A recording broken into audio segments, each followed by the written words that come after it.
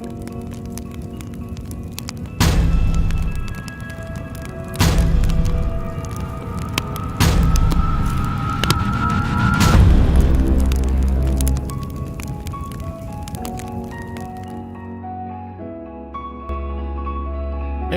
we are back finally. We're live again.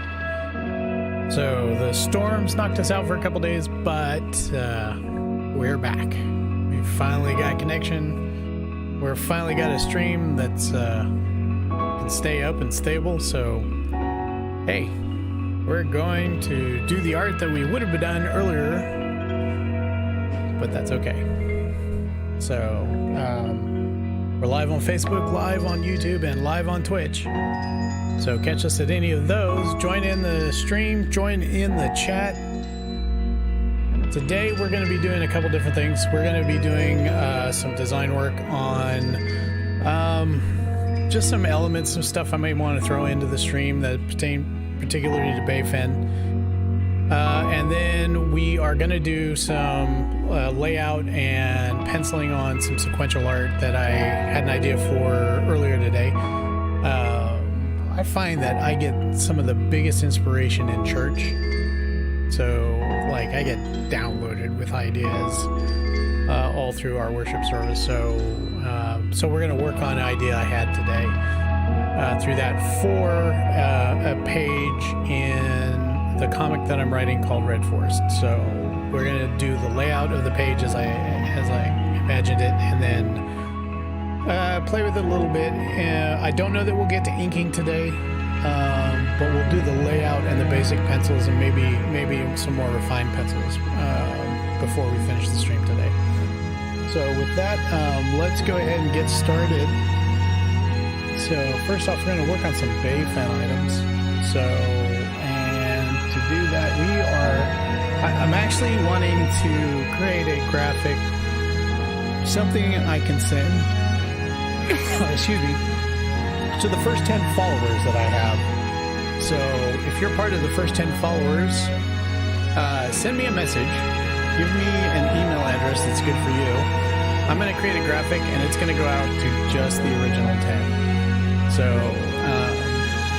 yeah, we will do that. Anyways, the idea that I have for this one is going to be Beyfenn sort of carving marks into his shoulder with a vibro blade. So, and like hash marks, like you would for your, like a fighter pilot when he downs a plane, puts that little image on his plane. In this case, it'll be hash marks on his shoulder armor, signifying the first 10 followers.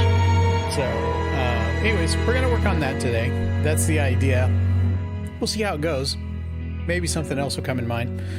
But we're going to start out sketching in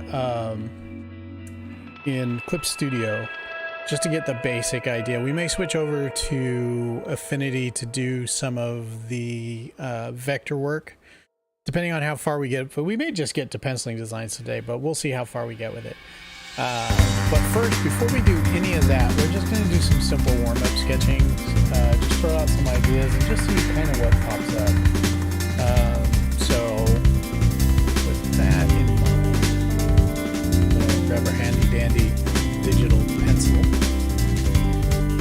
digital pen, or pencil, depending on which you have selected. So, yeah, get started. Switch over to pencil.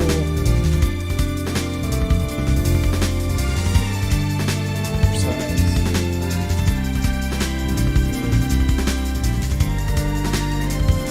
And I thought, for just a start-out sketch today, maybe we'll do, since UFOs are in the news, the Chinese weather balloon / spy balloon. I thought we'd do something a little comical along that line. So I'm gonna just a sort of a drawing.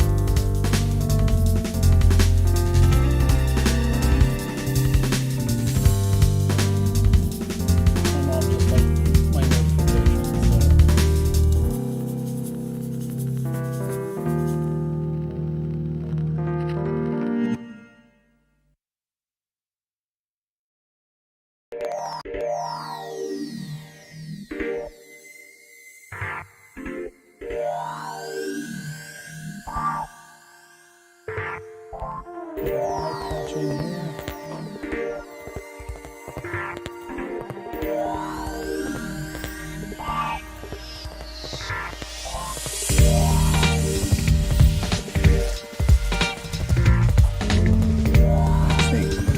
This in size.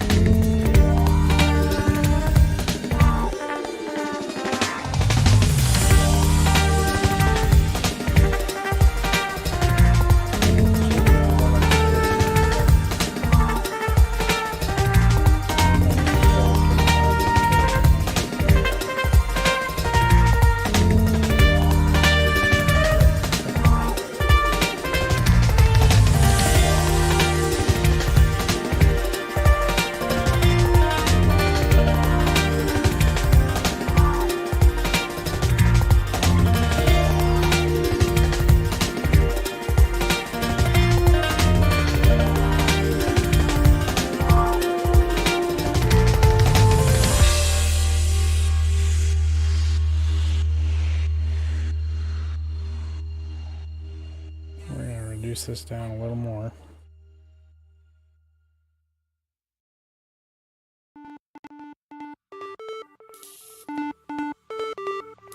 No!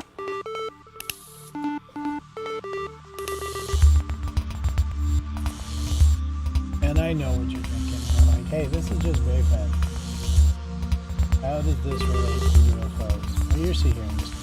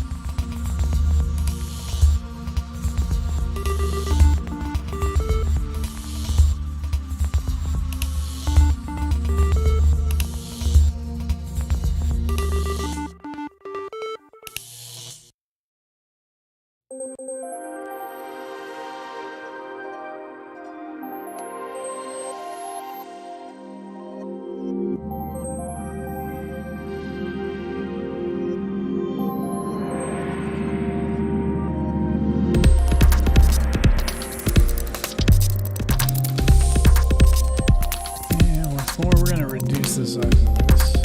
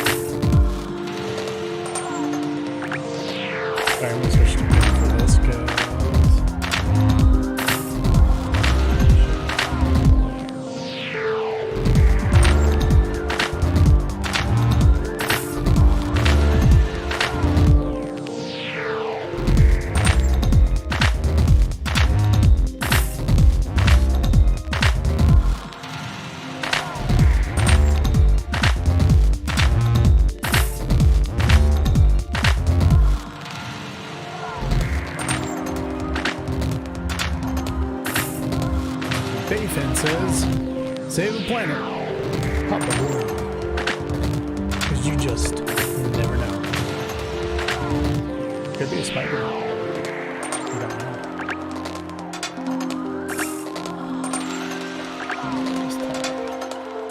Oops.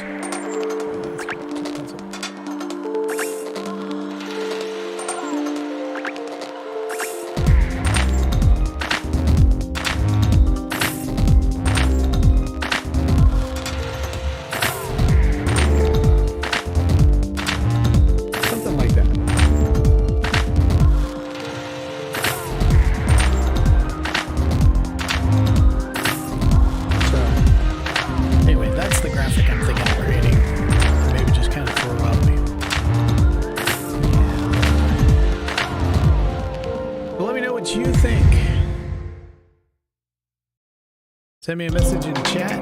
Drop me a line on my email.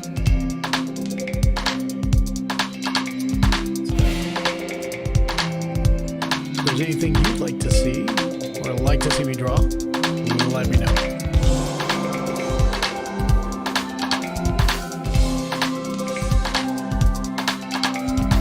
Just a minute. Pull up my references. Switch over here.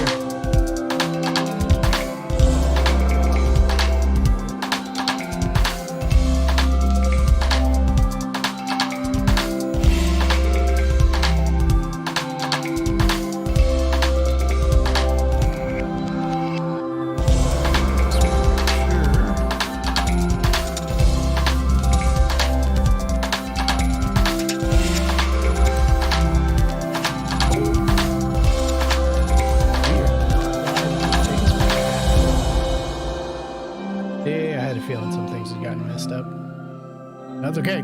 We are still live on Twitch, I'm pretty sure. But you know what? We're gonna check.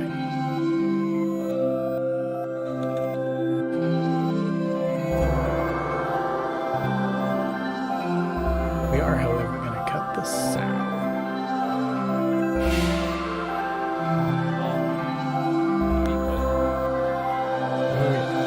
Okay, good. We are live on Twitch. That's a good thing. I'm not sure why we're not live on Facebook.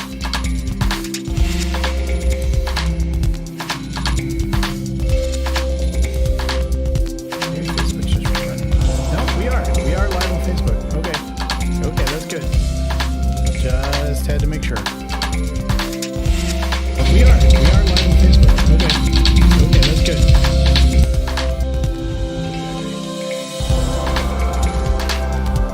Because Facebook chat doesn't seem to like it. So we need to check it every now and then. Alright, let's get back to it. So we're all good there. Let's bring that down. Okay, so this is like the end of it. So I'm gonna name this layer here. Oops. Excuse me just a minute.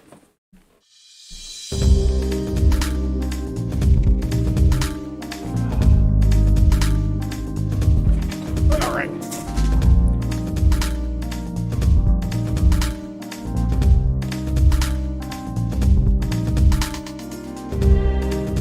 Beyfenn says, and we're gonna take that one down, bring up a new layer, and continue with our warm-up.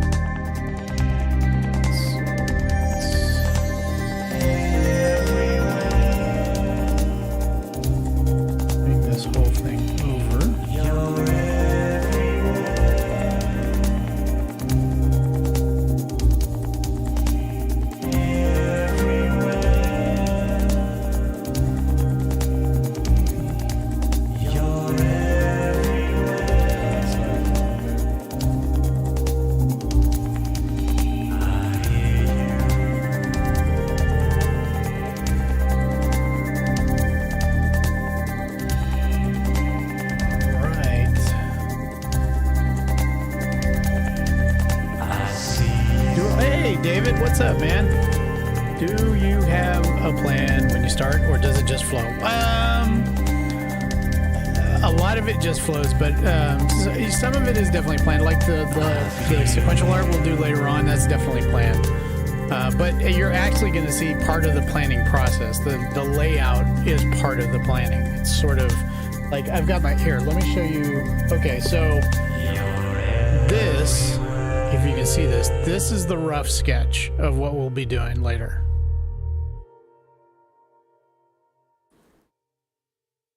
And so, but we'll be doing a more like complete, we'll be playing with maybe some of the positioning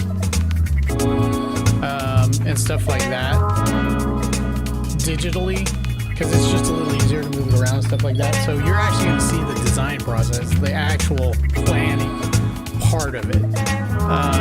So as it goes, some of it just for like the alien here, that's just for, I don't have a plan for it. I have the idea in my head, an alien dodging a missile over Canada, you know, and you know, with maybe the caption, and I don't know, I'm probably going to hesitate on the captioning, because the captioning that came to my mind might offend some people, but I don't know. But anyways,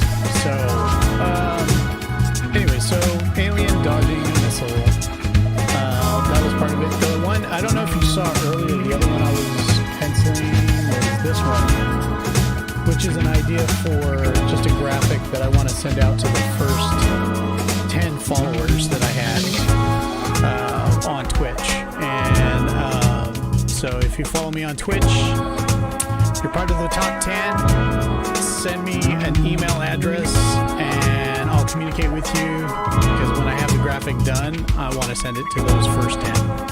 So something they can have. So they'll just be theirs. They can do whatever they want with it. Throw it in the digital trash can. Put it up on their wall. Paint it on the side of their house. That would be fantastic. So, but yes. So if that answers your question. So, by the way, how's the show going? So for those of you who don't know, David is an actor and a director. And sometimes directs himself in what he makes, right? Am I correct in that? I mean, I know I'm correct on the actor part. Pretty sure I'm correct on the director part. Fair, about a 60% chance. Show's been amazing. Sold out houses? Yes. Awesome. One more weekend. So if you are a fan of Stephen King and you're a fan of live theater, which you should be, everybody needs to go to live theater. And is this in Louisville?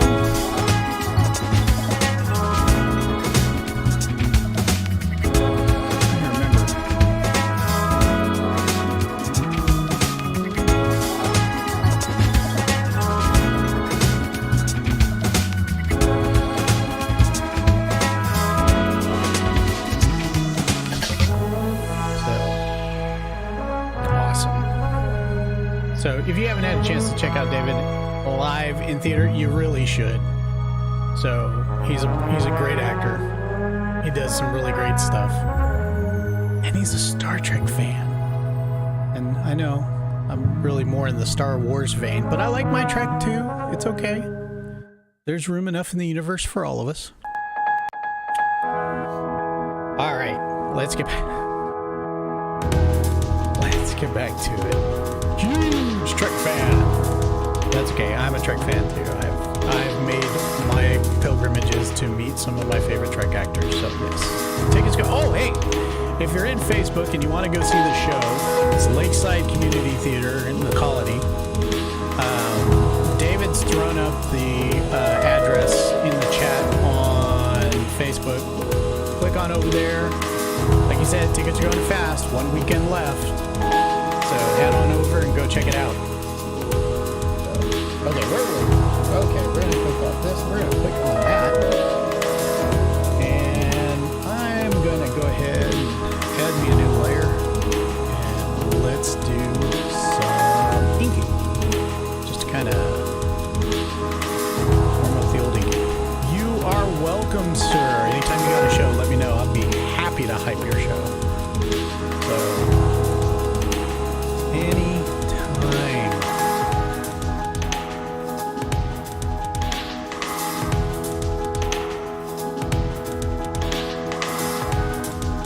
if you're viewing this later, after the stream ends, because I know we do get some people that view after the stream ends,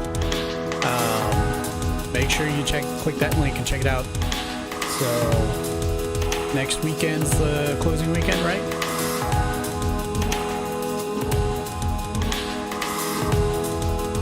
So check out the show. Actually, that sounds like a really fun. I take my wife to the show. I haven't taken her to the show. We haven't seen a live theater production since we went to go see Cat in the Hat at Casa Loma.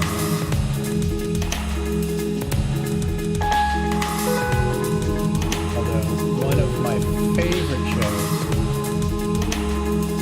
I don't know, David, have you seen Spamalot?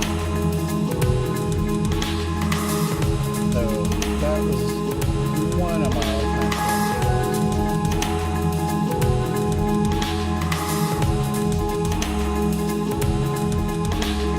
If you're a Monty Python fan, it is a must-see.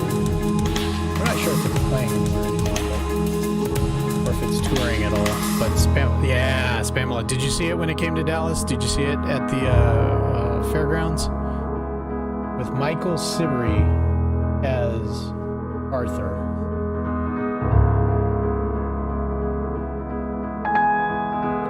Yeah, it was good. For those of you who don't know, Michael Sibley is a British actor.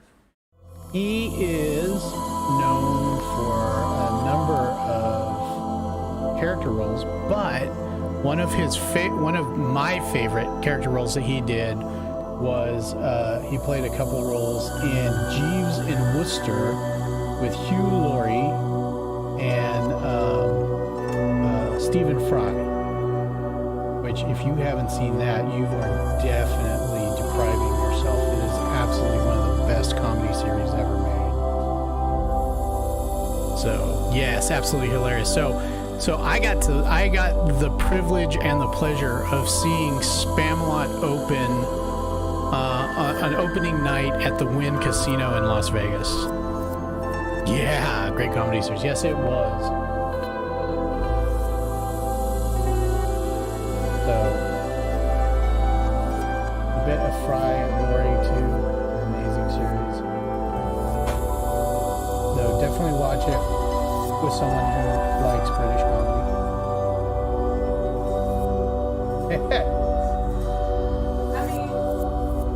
You've grown to like some of it.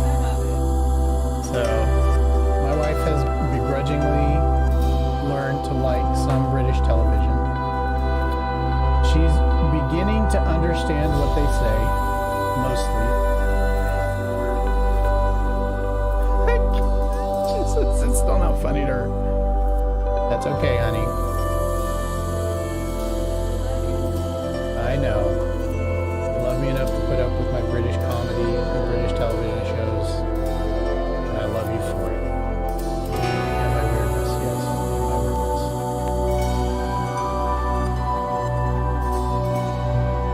Other great British comedy series. Let me know if you've seen this one. There's actually, it's been done twice, but I'm talking about the original when I talk about it. If you ever hear me mention it, I'm always talking about the original. The Fall and Rise of Reginald Perrin. One of my absolute favorites. I think it's one of the best written comedy series. And one of the, just some of the best thought out comedy of probably the last 75, 80 years. Blackadder, Red Dwarf, both great series. Which is your favorite Blackadder, David? I think mine is Blackadder in second, but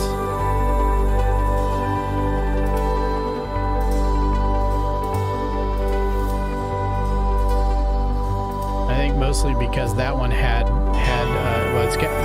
several of them had Hugh Laurie, but that one also had episodes with Tom Baker from Doctor Who fame, which I loved.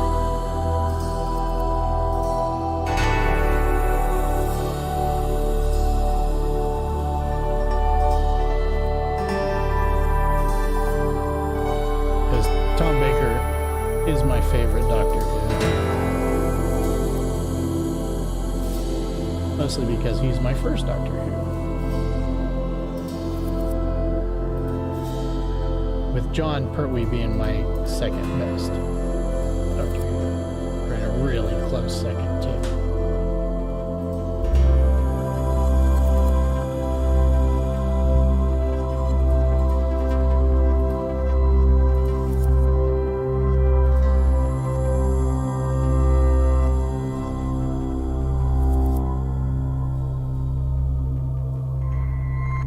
Oh, Tenet was your... Really? That shocks me. Tenet... Oh, the second is yours too? Yeah, it was just something about it. It was great. So Tenet was your first Doctor Who? That shocks me. Ah, man. And you know DFW... Okay, so DFW... And I would not think this for the United States. So, you know, you think about PBS and you think about cities like New York, Chicago, San Francisco. Those are the big PBS towns. But Dallas was the first PBS station to air Monty Python in the country. So Dallas is the birthplace of Monty Python in the United States. But they were big on the British shows, bringing British shows to America. And we probably would never see such great comedy and drama and sci-fi if it wasn't for the Dallas PBS station. So, something to think about. So, all you new Doctor Who fans, you might not even know about Doctor Who. It weren't from the Dallas PBS station.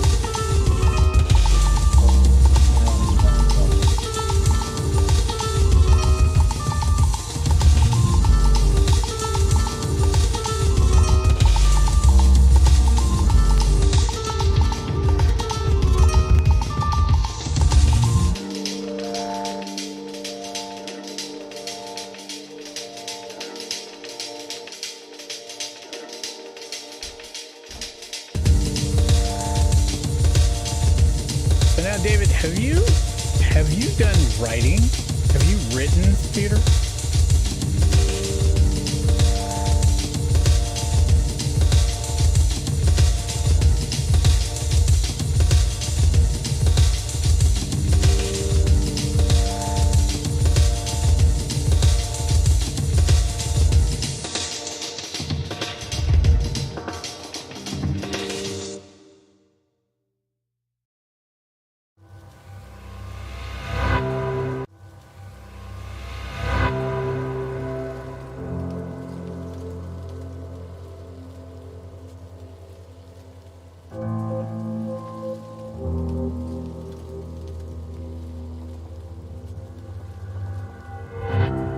Nope, just acting and directing. Okay. Any aspirations?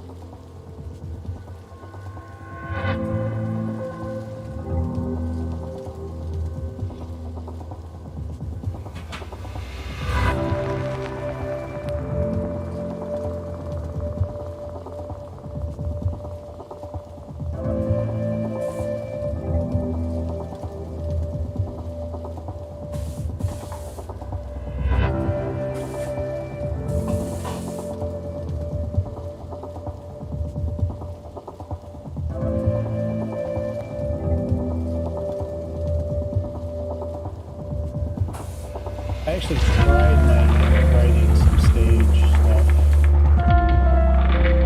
Believe it or not, I actually found it to be I suppose this is not necessarily unbelievable, but I think it's way more difficult to write live theater than it is to write for like a movie or TV show.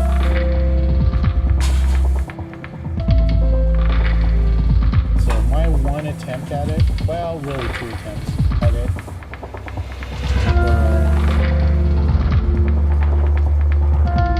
stressful, and that I always had to keep in mind staging. Like you write for, you know, screen and TV.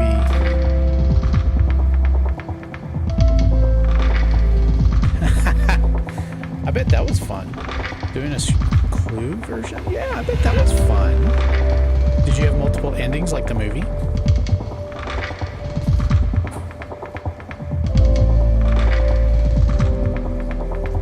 Writing for theater is hard. I have a great amount of respect for anybody who does it.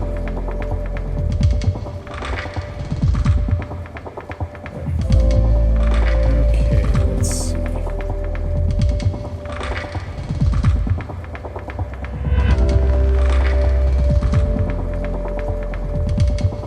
Awesome. I just watched Clue a couple weeks ago with my wife. For the first time in probably several years.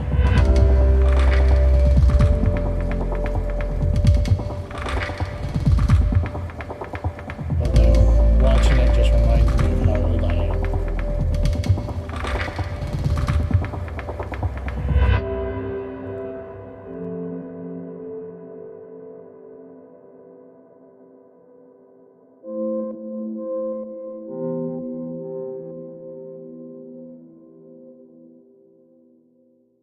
I still think it holds up pretty well, though.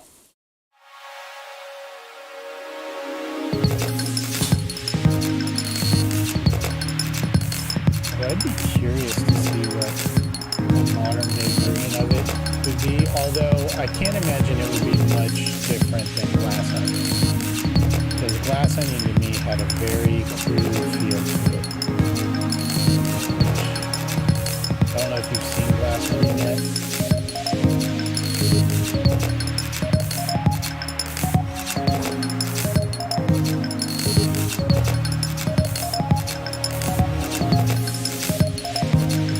Glass Onion, it's on Netflix, I think. But yeah, didn't it? I mean, I saw Knives Out and I loved Knives Out.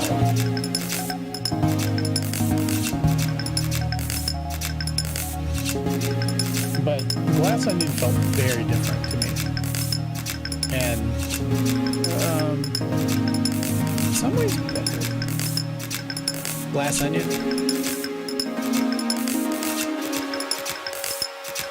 It's the sequel to Knives Out. It's on Netflix, I think. Rhea Johnson. Detective series based on a series of books. Daniel Day-Lewis, or not Daniel Day-Lewis, Daniel Craig as a detective, Southern detective.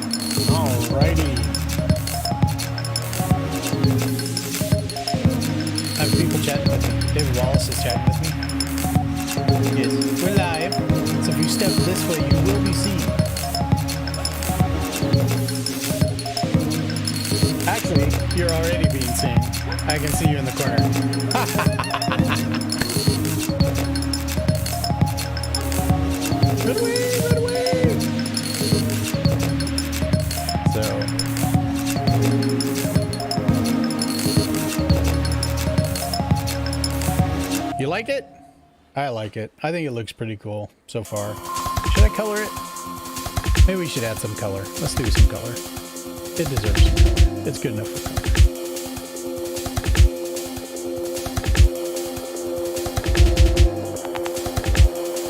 Because I gotta get some green in on this alien. Need a chance to play with the paintbrushes a little bit.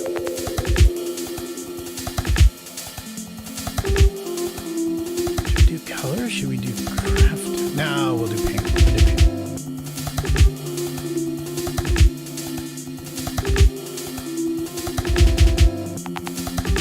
We'll do watercolor. So let's see.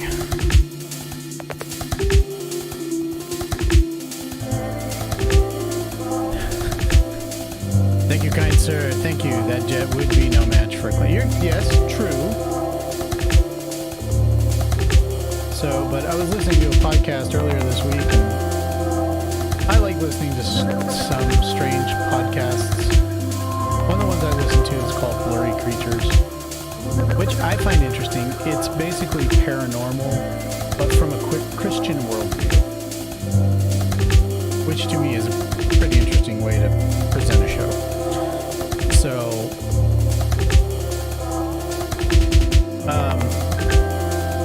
anyways, the topic was, of course, everything that's been going on in the news, which is UFOs being sighted everywhere, and balloons being shot down, and are these balloons related to UFOs, and blah, blah, blah. And, the general gist of it was no, these are not unidentified flying objects, blah, blah, blah. But then it goes off into conspiracy theories and stuff like that. But one of the points that they made is that if this was an actual UFO, of all the UFO reports, like all the actual UFO reports that are made to the United States Air Force by Air Force pilots and stuff like that, not a single one has the Air Force jet been able to catch the UFO or catch up to the UFO.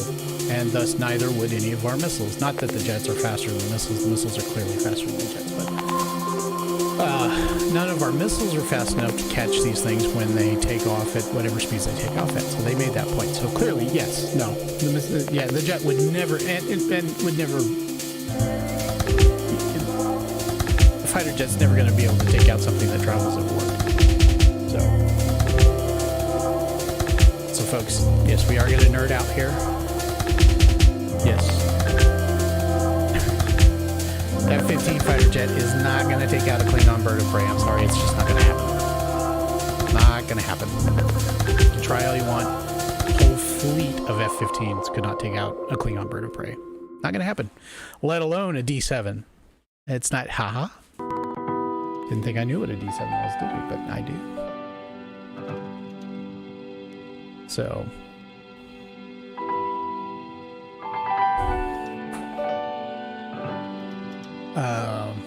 So yes, but this is not a military alien spacecraft. This is civilian alien spacecraft. So there is the possibility that he might get a lucky strike, which he clearly almost did right here.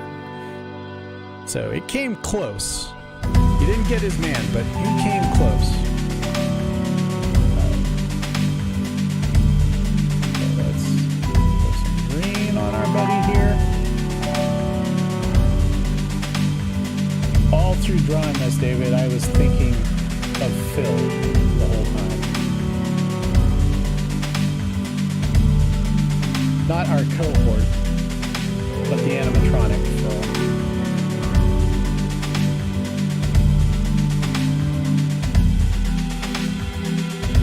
I just kept hearing our voice for him the whole time.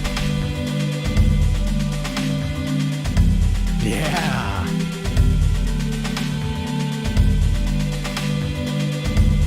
That sort of, hey, what are you doing here? I'm just on vacation. Leave me alone. I'm just looking for a pay wage. You know how hard it is to get good Chinese food on Mars?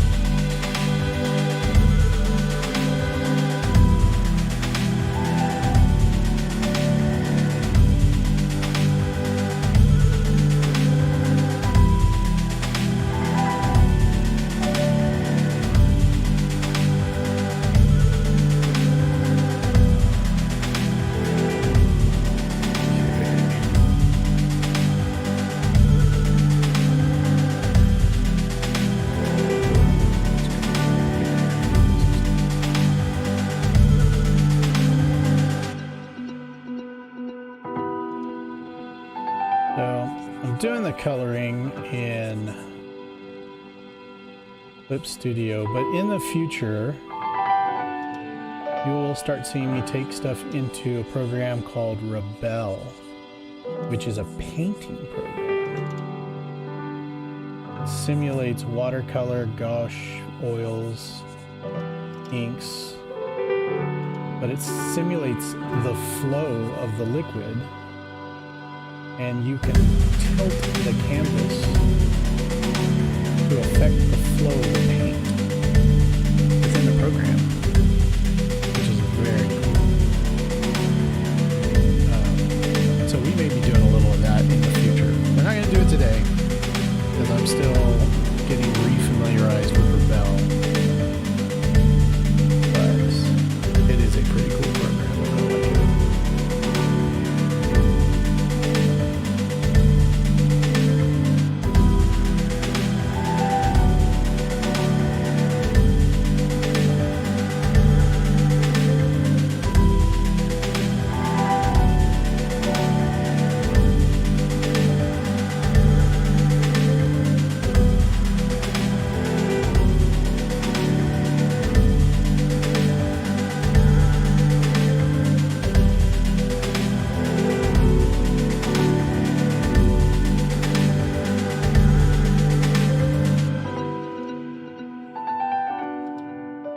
And just because I like my missiles to be loud.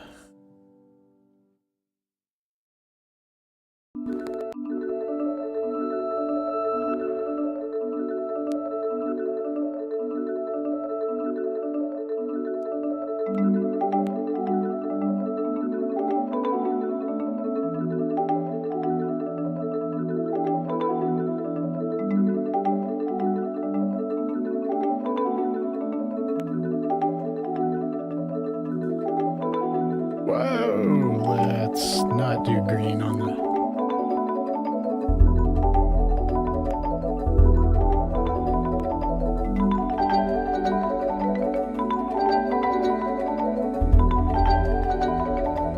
Alrighty there. So there we have our alien and our missile. I like it. Thank you, sir. I appreciate that. We're going to let this one digitally dry. So, and we're going to put this one away for now. Oh, look, there's the colors without the inks. Turn that one off. We're going to add a new layer here. Bring it to the top. And we're going to back out now because we're going to go ahead and get started on the sequential art. I think we'll do the sequential right now. We'll go ahead, we'll lay out the sequential, we'll do some of the rough pencils, and then we'll return to the Beyfenn stuff before we end the stream today. So we'll start with the sequentials and we'll move back into doing the badge. The badge is going to I'm going to take my time with it because I want it to look really good for my followers. So get up there. Don't forget to follow on Twitch. Don't forget to follow on Facebook and YouTube. Please think about subscribing. Subscription helps to provide all of this fabulous art. It helps me pay for Streamlab, which helps me bring all this to you. So, all right. So let's go ahead. And I'm going to frame this out. I am going to keep the same framing as the original sketch. So 2 smaller frames on top, a longer frame in the middle, and 2 smaller frames on the bottom. So we'll be keeping the 5-panel setup. But we're going to go into the paneling tool. Start in the upper corner, and let's try to figure out where exactly our panel is going to stop. Right about there, I think.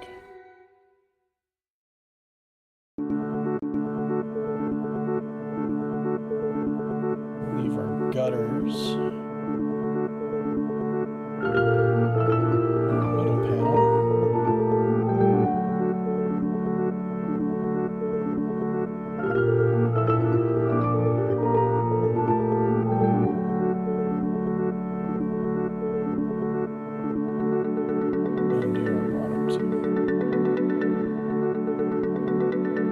Okay, so there we've got our panel, and as you can see over here on the side, as you lay out the panels, it automatically puts in the layers for you, these rough sketch layers. So it gives you a raster layer and a paper background on each frame, so that each frame is independent. All right, David, thanks for stopping by. We'll see you next time. Yeah, definitely subscribe on YouTube. Keep in touch, buddy. And we'll see you soon.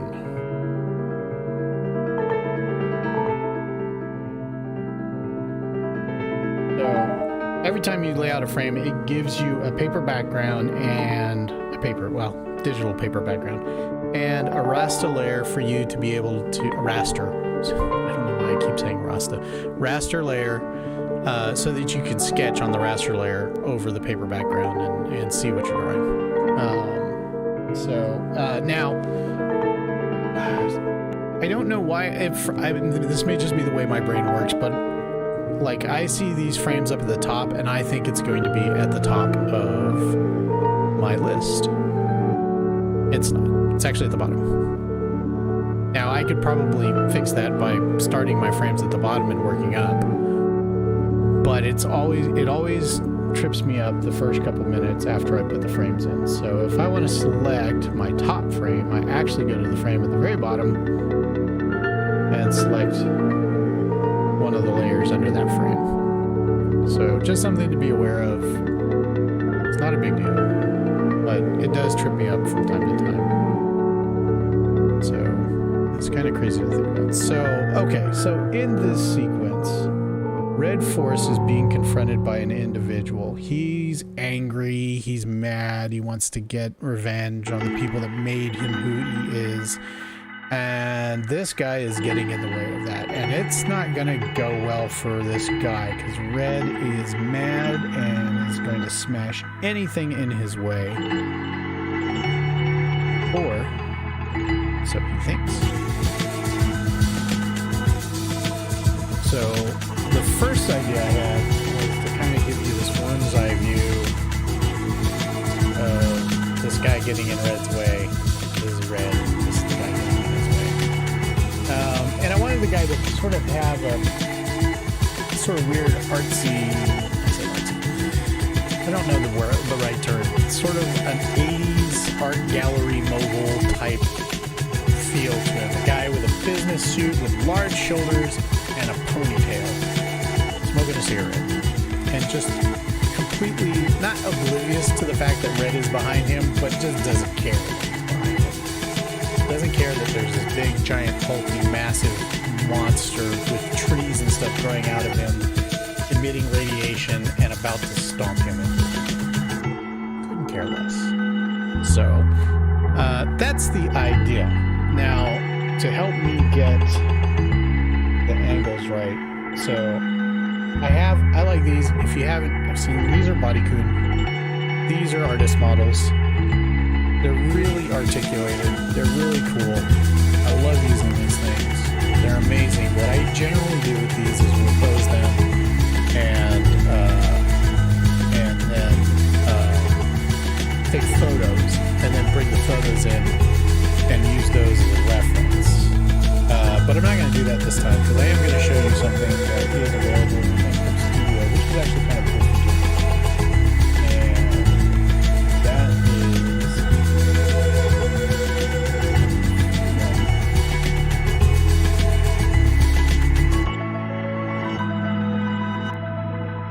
They actually have character models.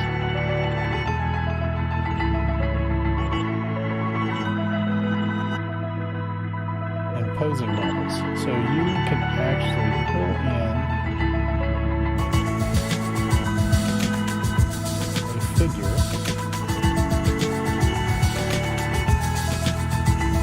Let me see if I can find one that's working. I'm going to use this face model. I'll show you what this is. So I'm going to pull him in, and this gives me a posable figure that I can use, because you can actually tap on the individual parts of the body. Those parts can move. So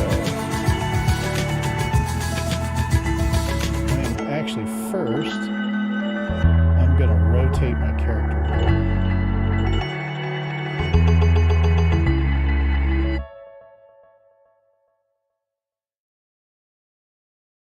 And I'm actually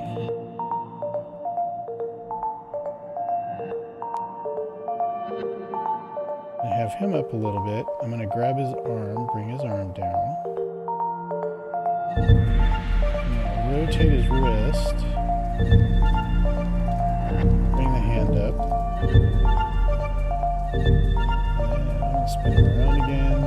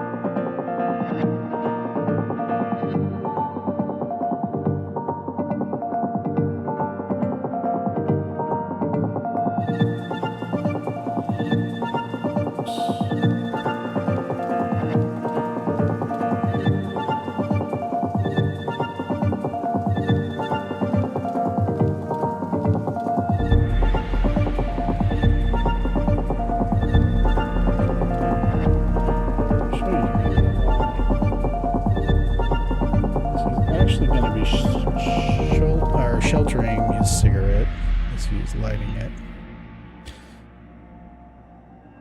And what I want to do, I'm going to tilt the camera.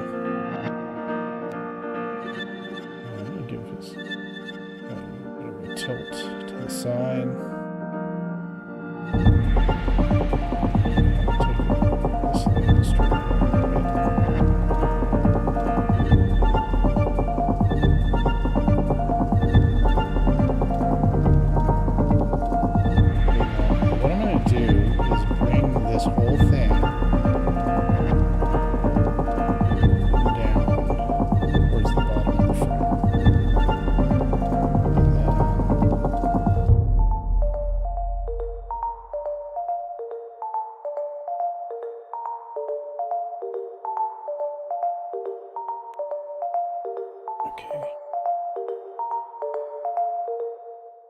So that's going to give me my just a sort of relative position, and I'm going to bring him under my roster layer. Okay. And this just gives me some rough positioning. I'm going to have to play with the hands and stuff, but I'm actually going to like that layer. So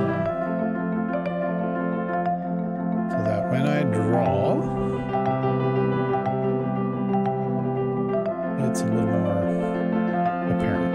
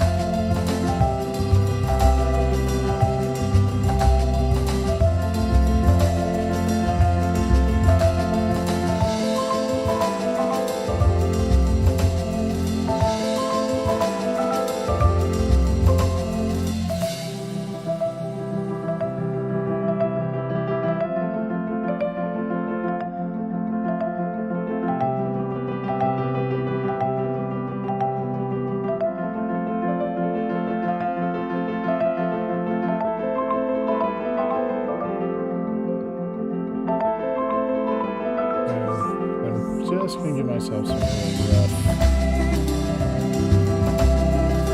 sketching here. Let me go back in and refine it.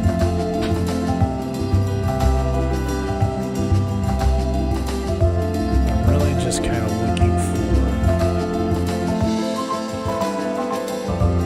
where the eyes, tilted head, where the shadows are gonna fall. That's good.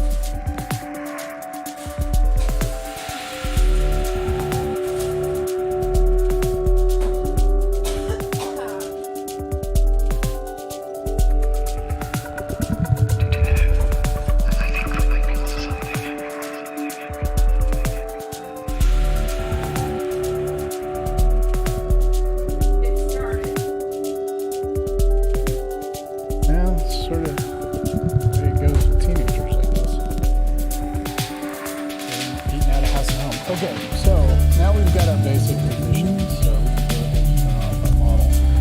Oops, one way. Oops, let's make sure we get the rest of that head.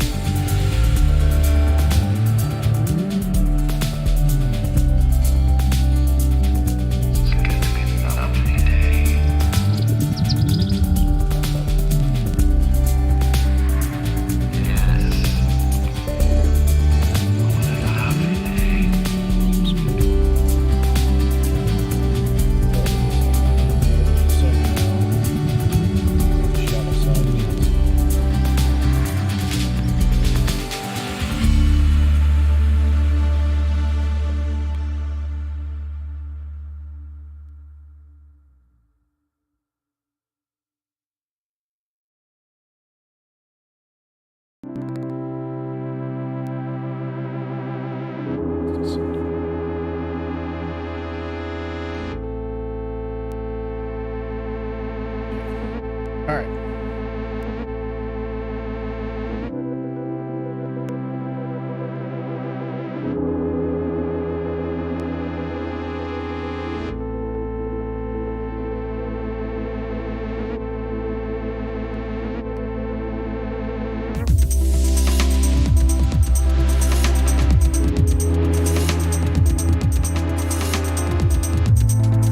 So that's basically going to be his rough position.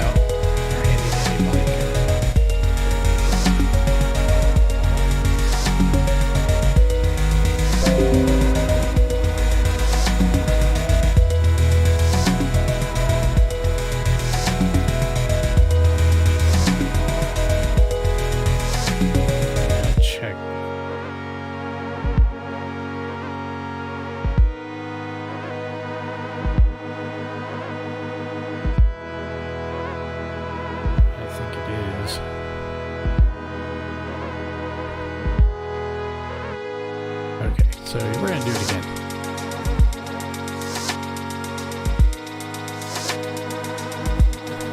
So I think what it is, the perspective's still off.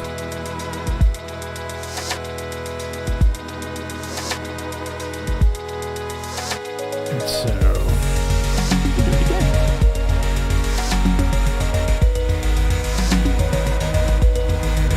What I'm looking for here.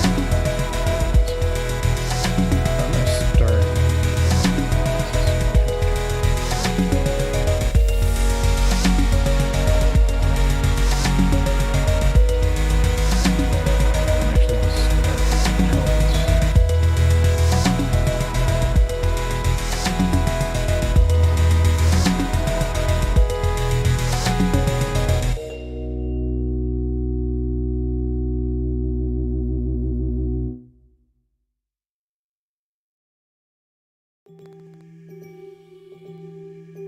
And you won't even see.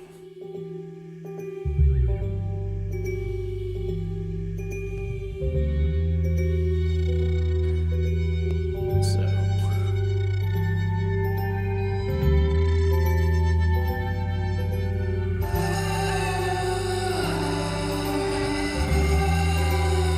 that's what I was afraid of. Chat from Facebook didn't show up at all. That's okay.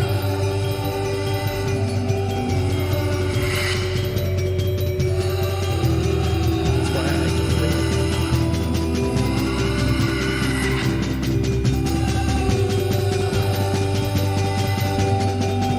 So we'll do the worm's eye view this way, and you won't even see the top of it.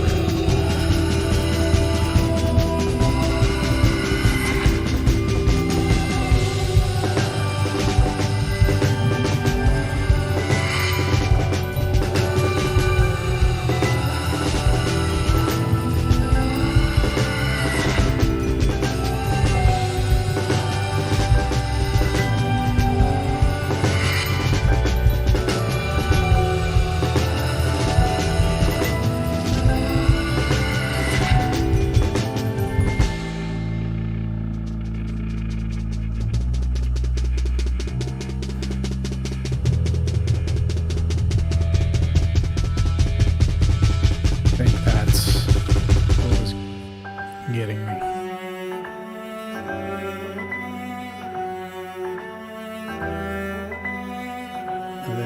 And this is where that whole planning comes in, because if you look, so this was going to be the next frame, and that could still work as the next frame. So, but I think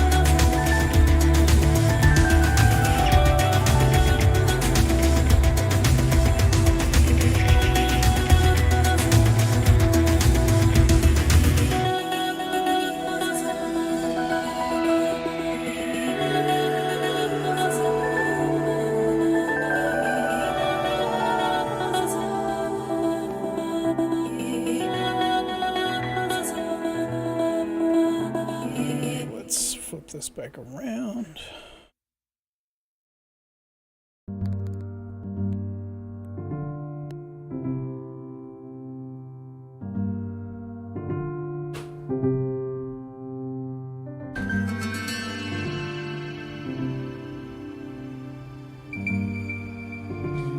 Play with position here a little bit. Take them right here. A little more up.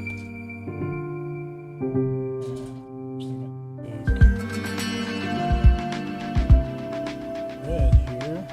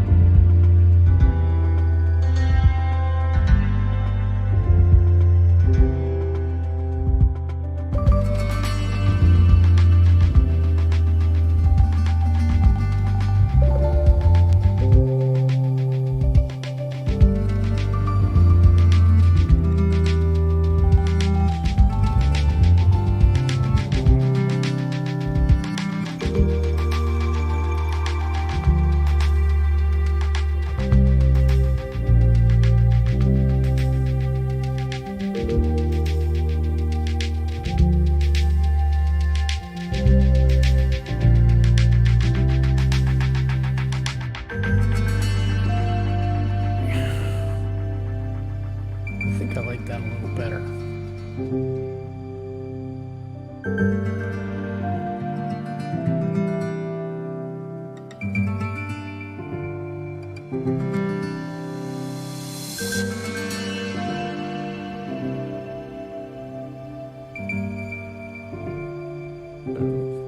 We're gonna have red here.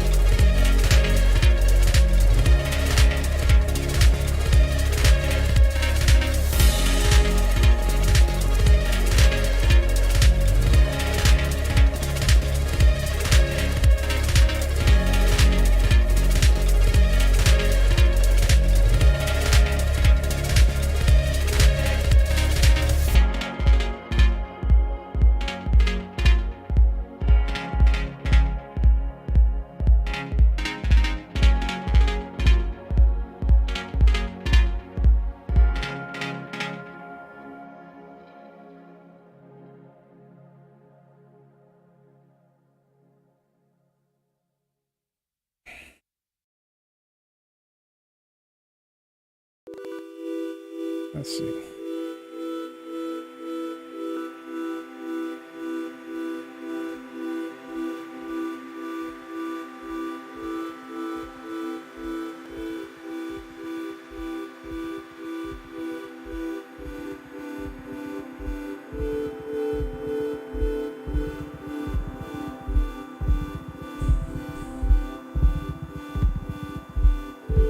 Back to this layer, go back to black.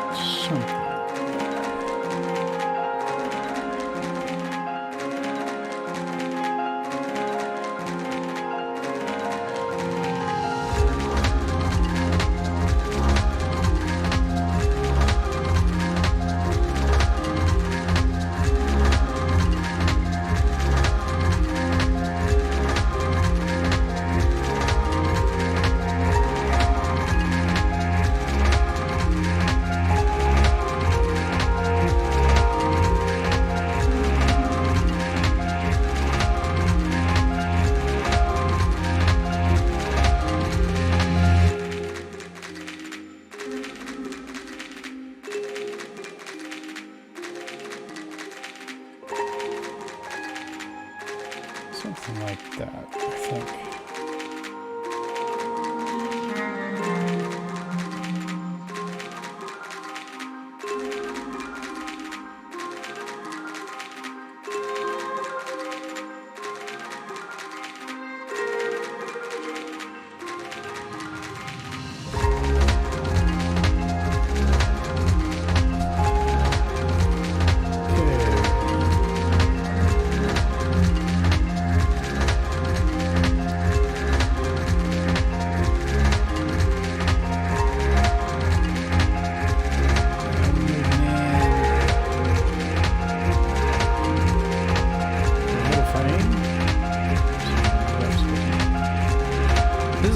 excited about. This is the frame that really popped in my head when I thought about this. So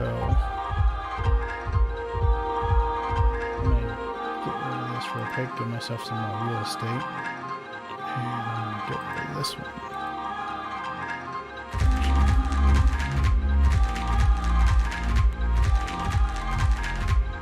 Pull this up.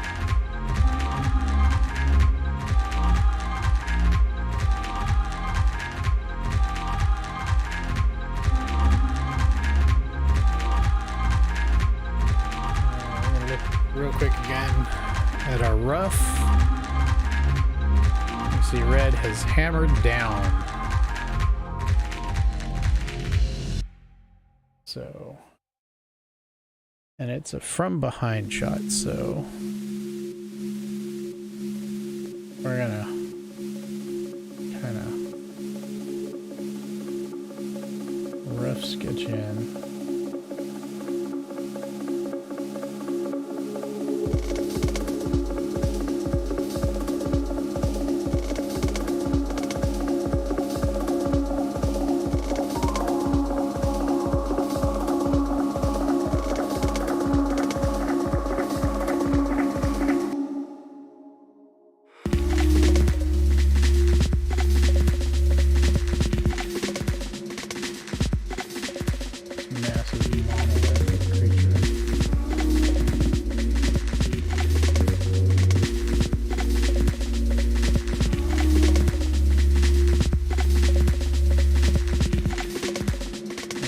Just brought all of its power down. It's unsuspecting.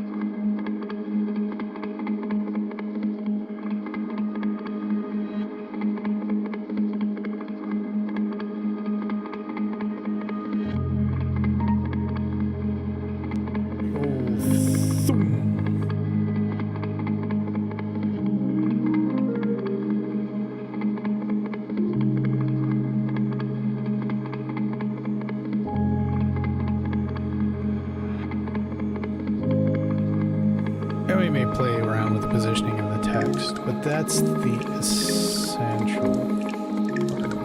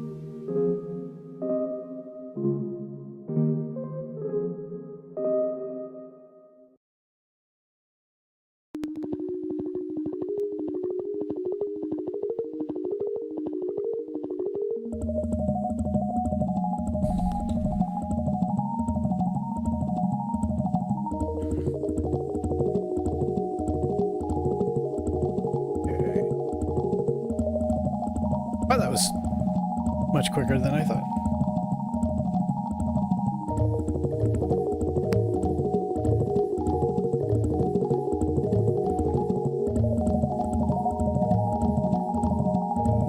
Okay.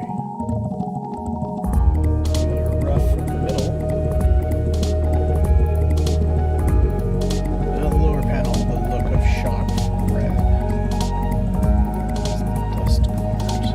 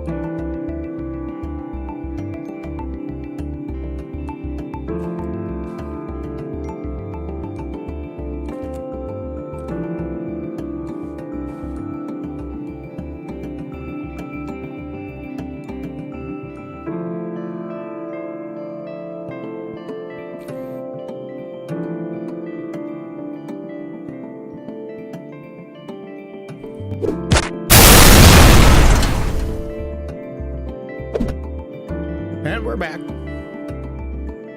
So we're taking a look here. Okay. So we got the roughs here for 4 out of the 5. And actually, let's go ahead.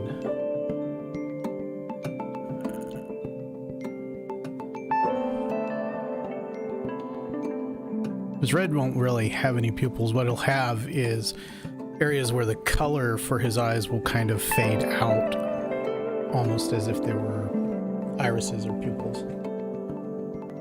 So well, let's go ahead and get our rough sketch in for the last panel. And the last panel, see if you can see that. I don't know if you can really make it out, but Red's blows have been blocked by a pair of wings. So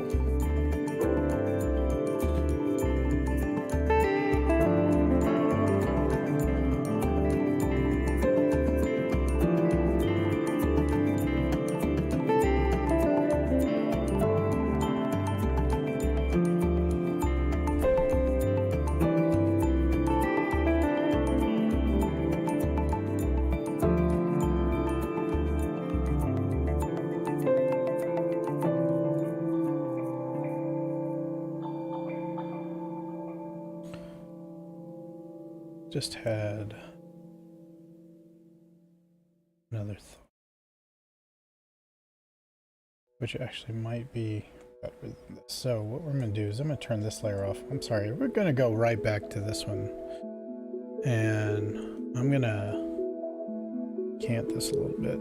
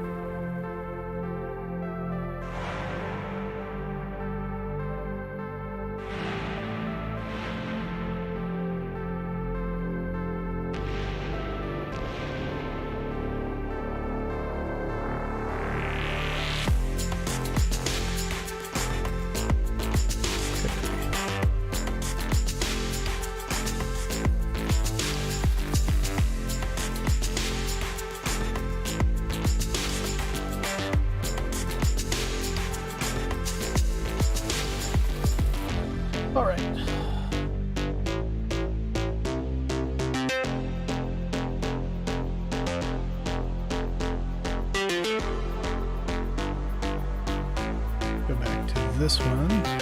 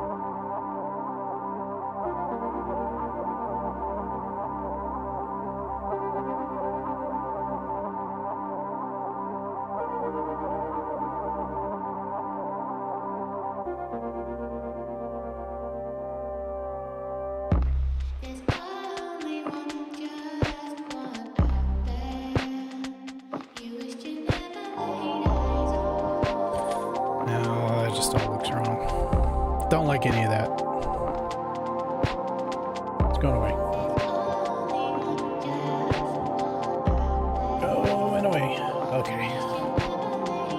What do you think about this for a second?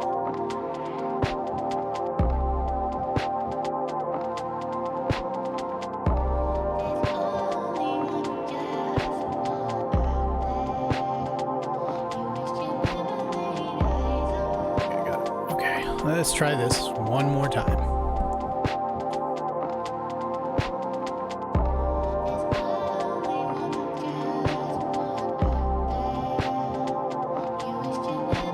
You know he's getting serious when he takes the ball.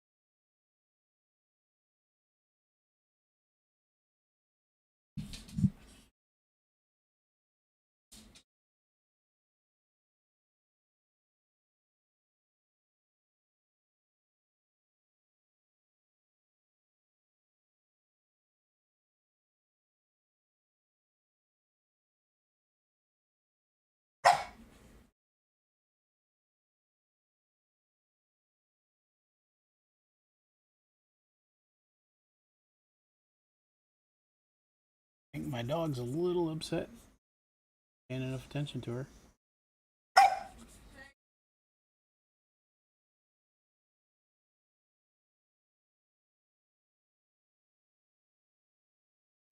Yeah, she just wandered under the desk.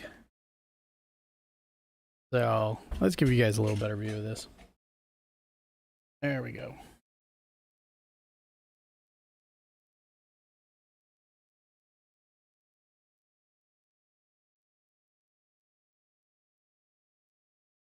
Oh, hang on, say Sue.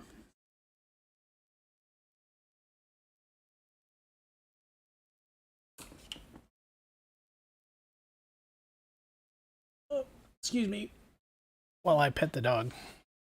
Here. Sadie, come here. That's Sadie. Sadie Sue.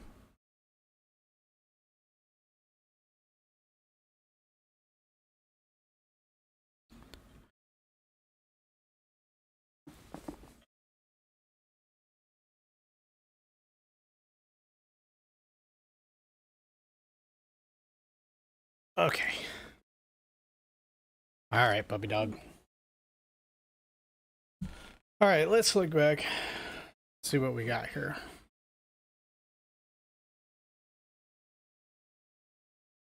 I think I like that a little bit better than initial. So I'll tell you once again, this was the original. And this is where we're at now. And I think maybe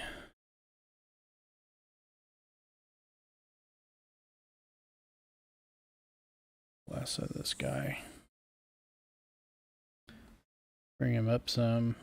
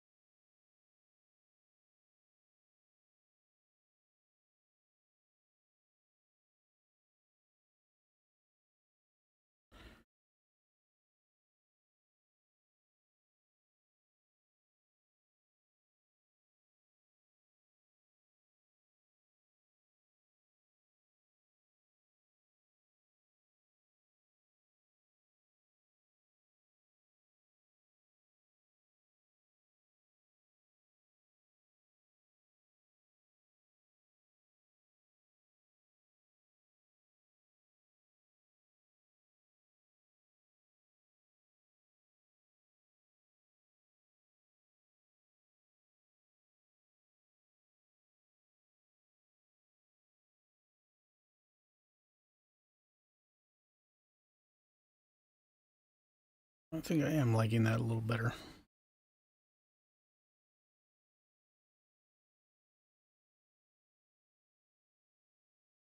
So, okay. So let's recap what we've done so far.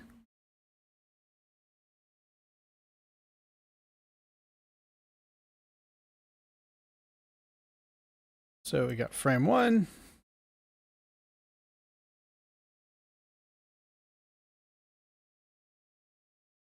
Red looming, towering over this figure who's lighting a cigarette.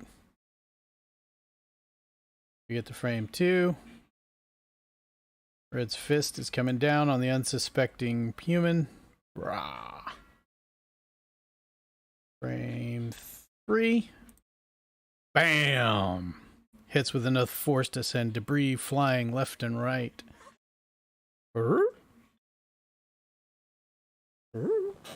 You like it or you don't like it, Sadie? You need to go outside? You need to go outside? Okay, hang on just a minute.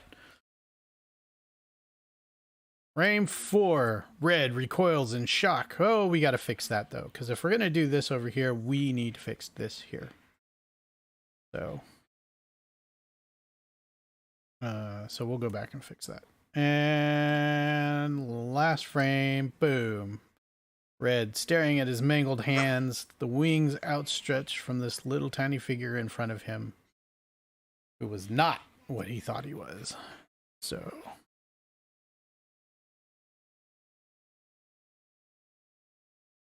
okay. So there we go. We got the pencils in. Really, really rough pencils. But but not a bad start. So I'm gonna tell you what, I'm gonna let Sadie out. No, I'll let her. Okay. Go on, Sadie. Come on. Sadie, go. She's not even. Go up. Let's go. All right. No. She went to your mom's room? Yes. Come on. Go Ha! up. He's a punk. He's a punk. Go lay down. All right, so we got our rough pencils in. So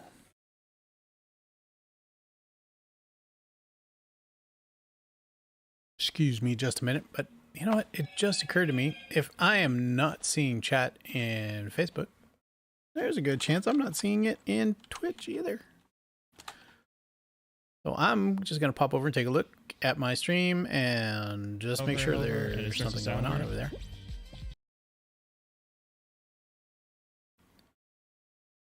All right, we're good to go.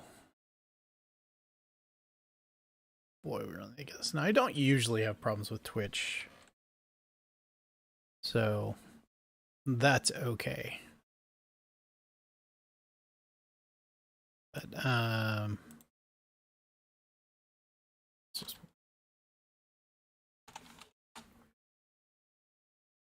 let's take a look over here. Did that show up?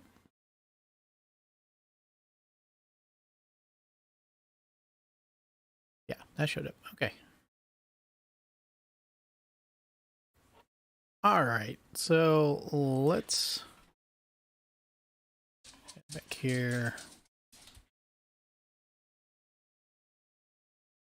And let's take a look at what we got going on.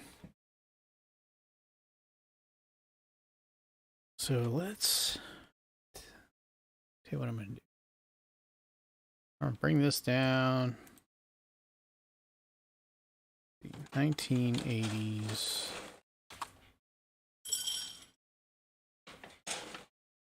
Men's casual wear.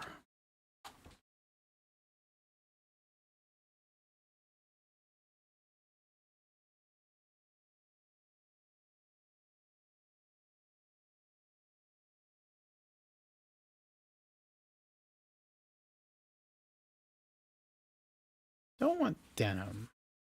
We want, say, 80s men's club wear. Ooh, velvet.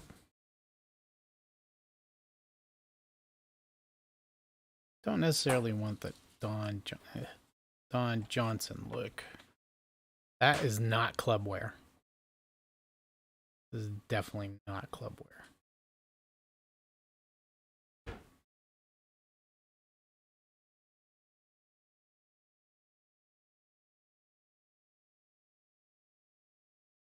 Yeah, I'm thinking a jacket more like this, but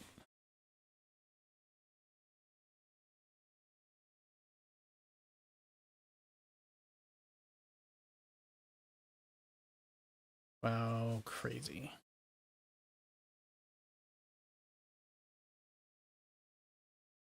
Okay, wait a minute. Let's see.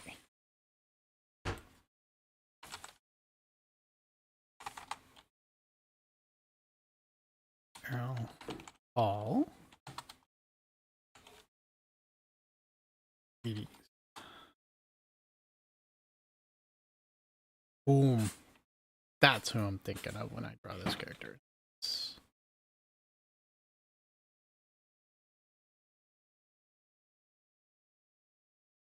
see.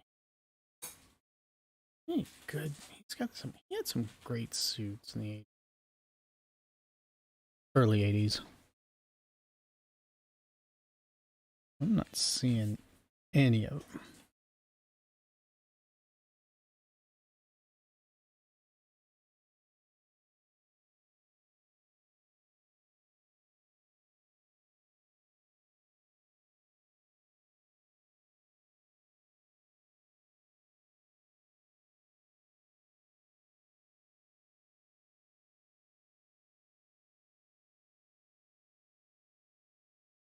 Let's see.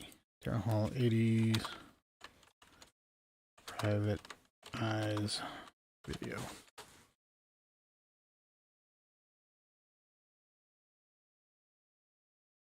That right there.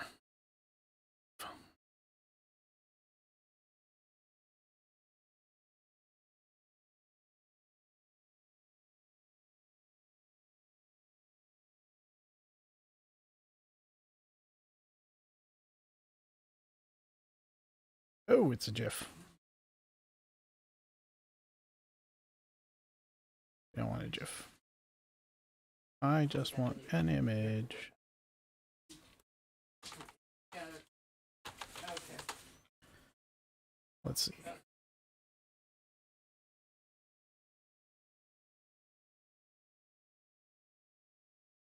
Want that suit? Where is the suit?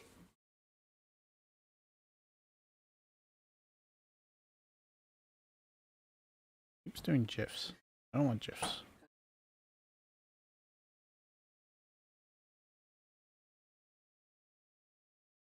We might just have to go with that.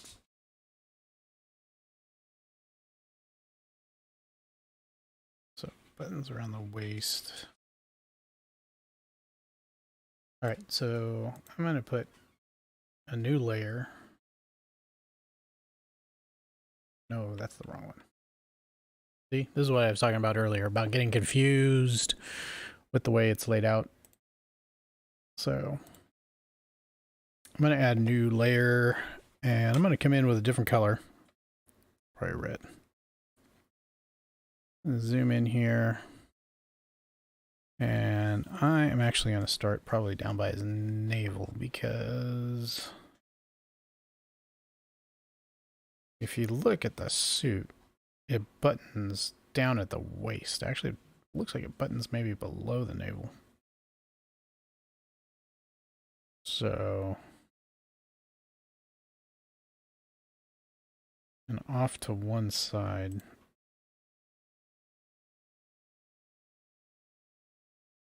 So, I'm going to take this up to my other screen.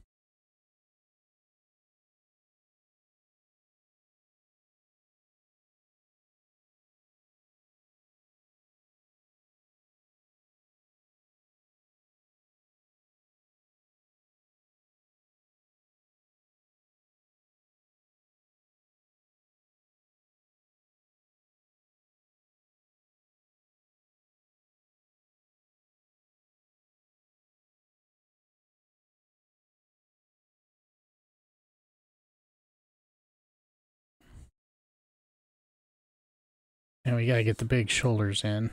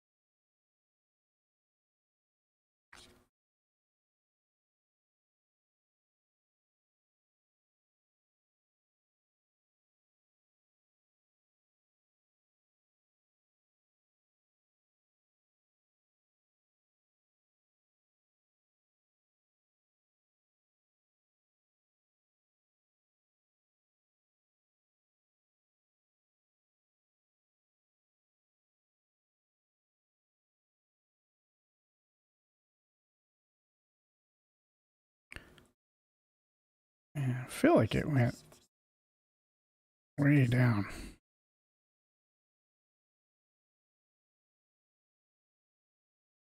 So we should give him Daryl Hall hair too.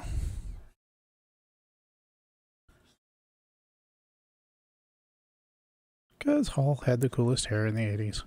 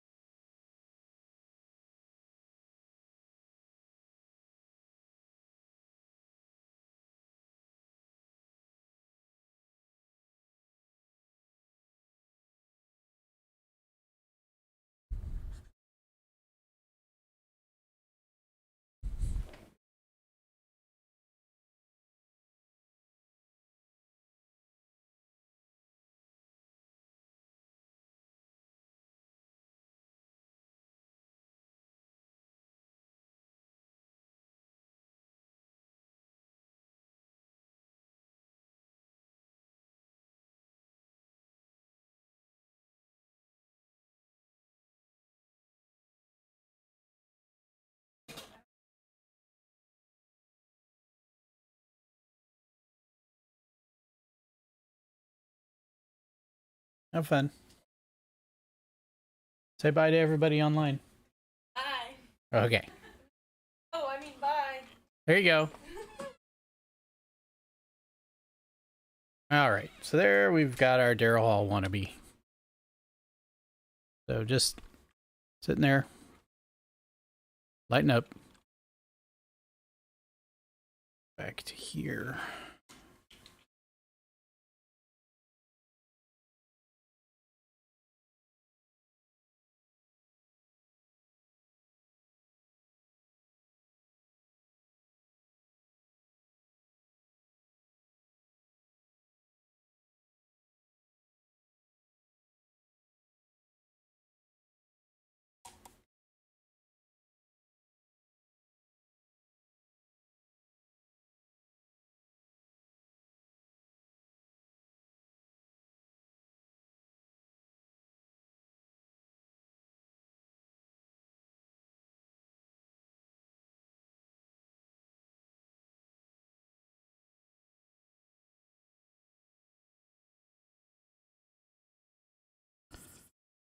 This is what I was talking about earlier about this line's not necessarily mattering too much, the detail in them, because they're just going to get taken out anyways. So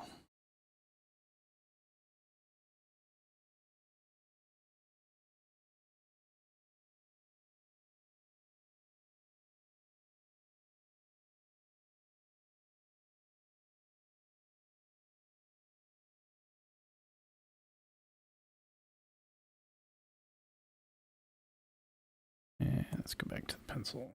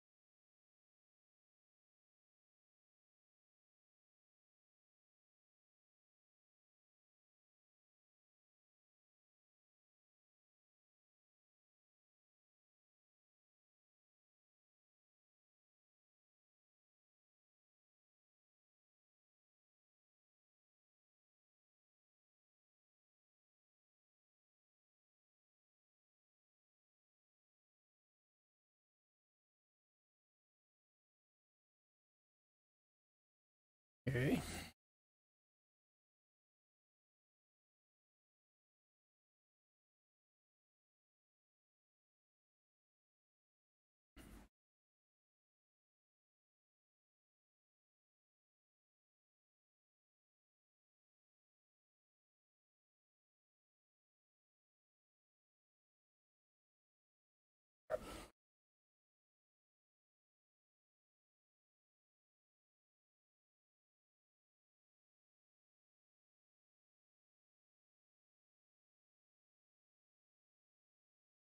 I'm going to increase the size of the pencil for red here.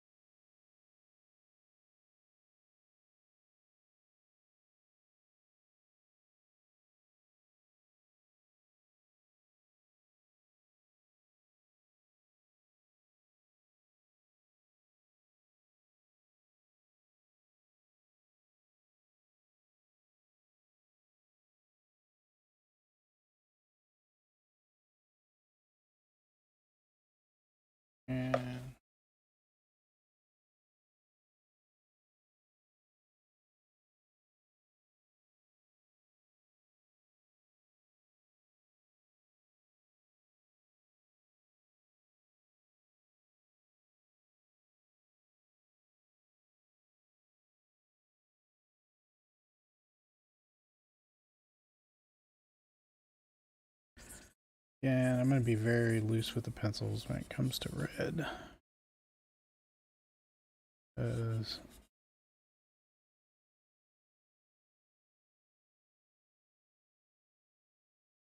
it's going to be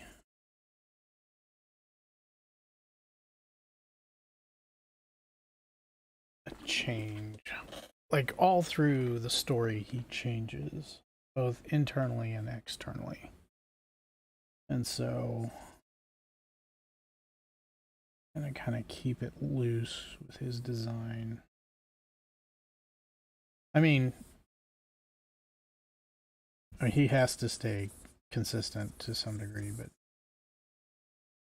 his internal changes as he deals with things is represented externally in his form. And so there will be changes going along with his look as he has his adventures, if you want to call them that.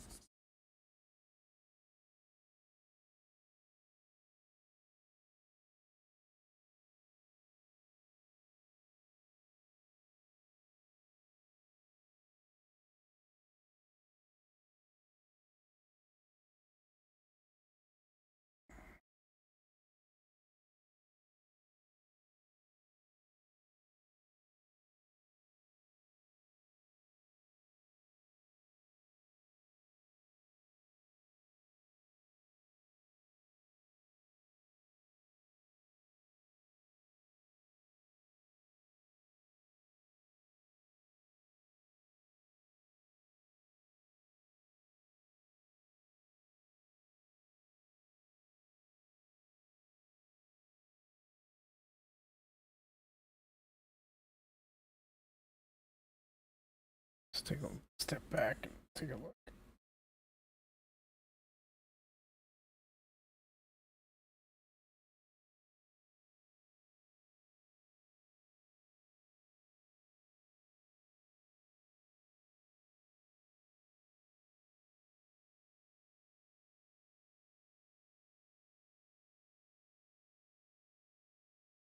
I like how that's coming along.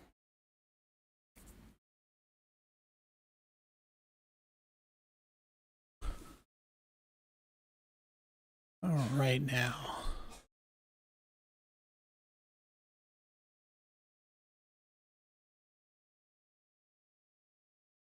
Let's take a look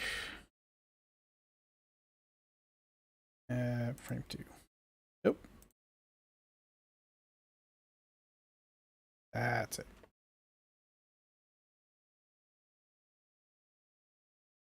And I'm actually going to spin this because it's a little easier for me. Yes.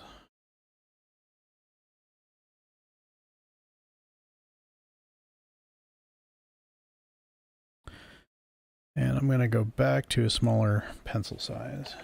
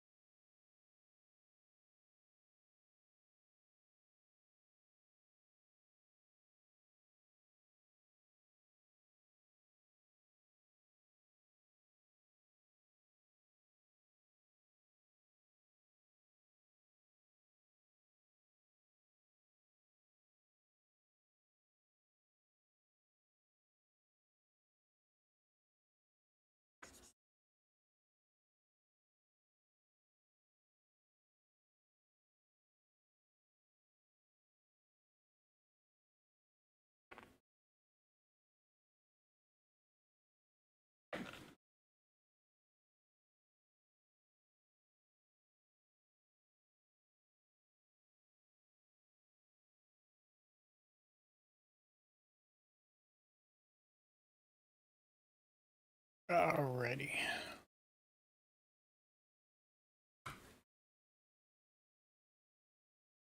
Let's see here.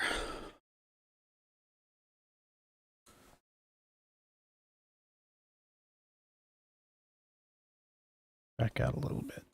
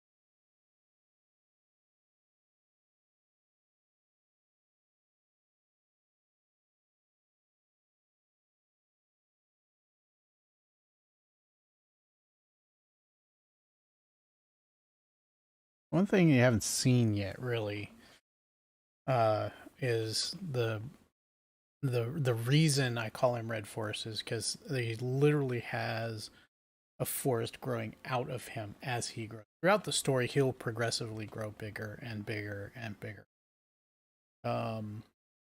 And this forest of red trees and plants grows out of him and follows behind him, sort of springs up wherever he goes.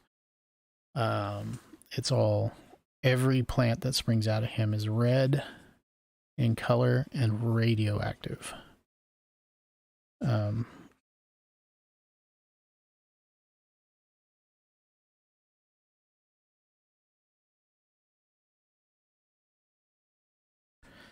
And as he grows, so too does the forest.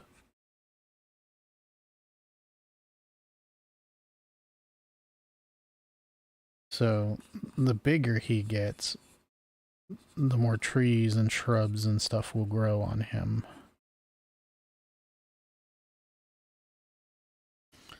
And he'll look less and less like this sort of Hulk-like character. And not quite like Swamp Thing.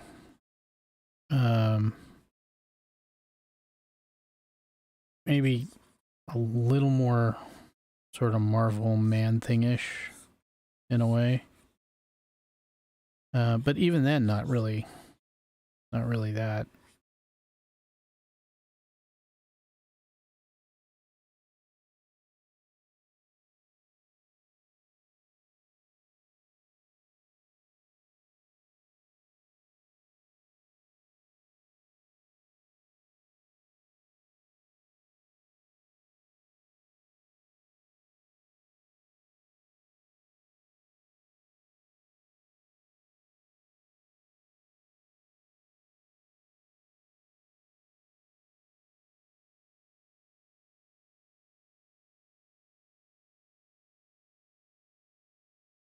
So.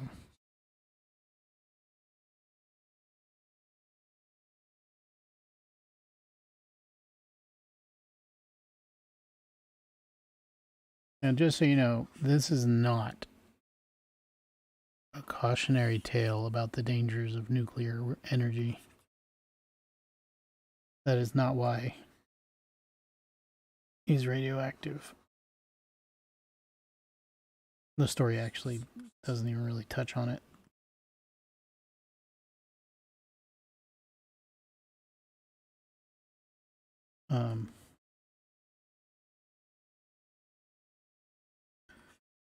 It's really more of a horror story.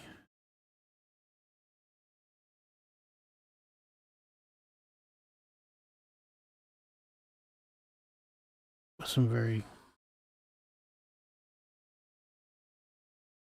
paranormal aspects to it. But it is, at its heart, ultimately a redemption story. Like all great monster stories are.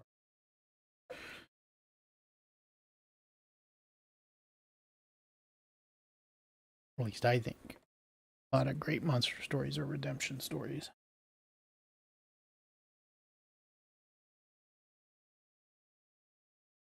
Or seeking redemption, anyway.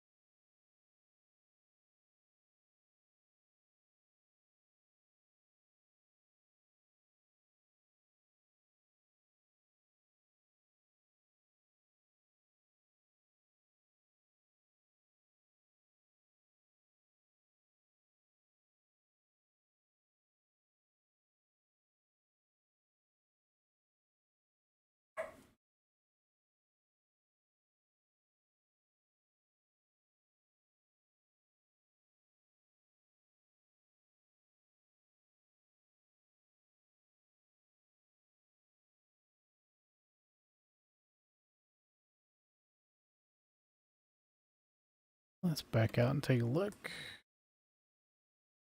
Turn off the... Oh, yeah.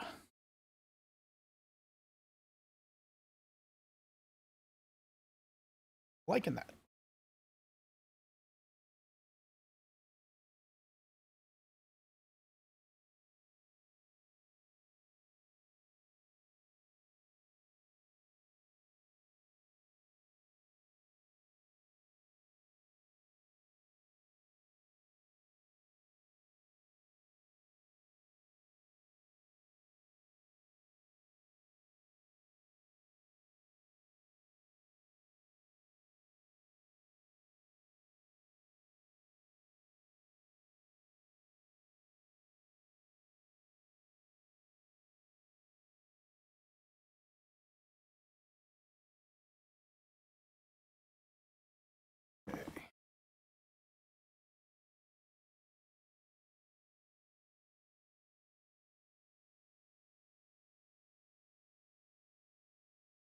Think you're gonna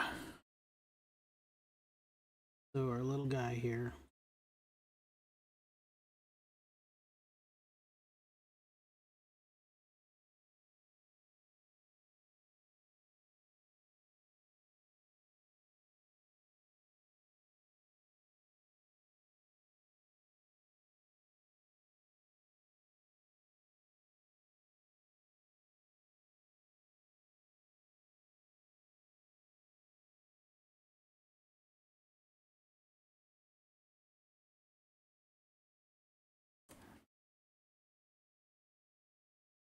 And we'll go ahead. Ponytail. We gave him.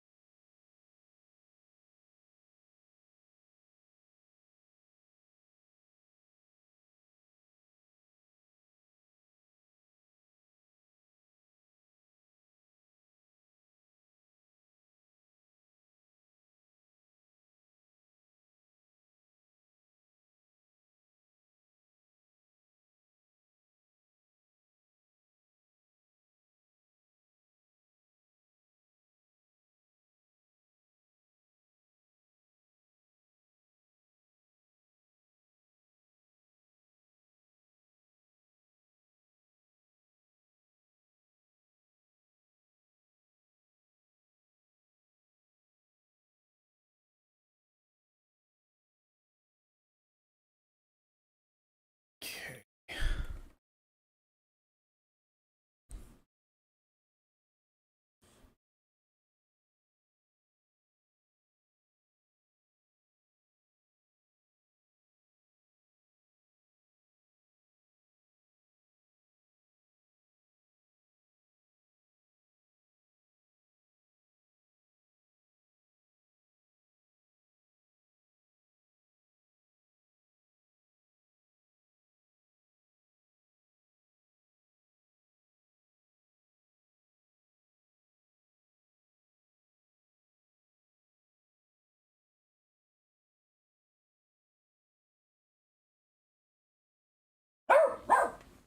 What?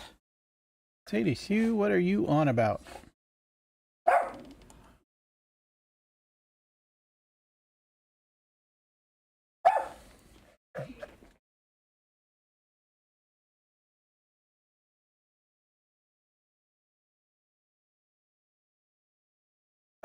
Okay.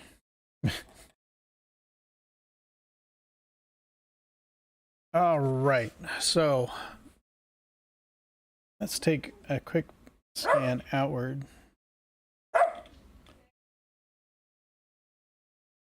And let's turn this back around.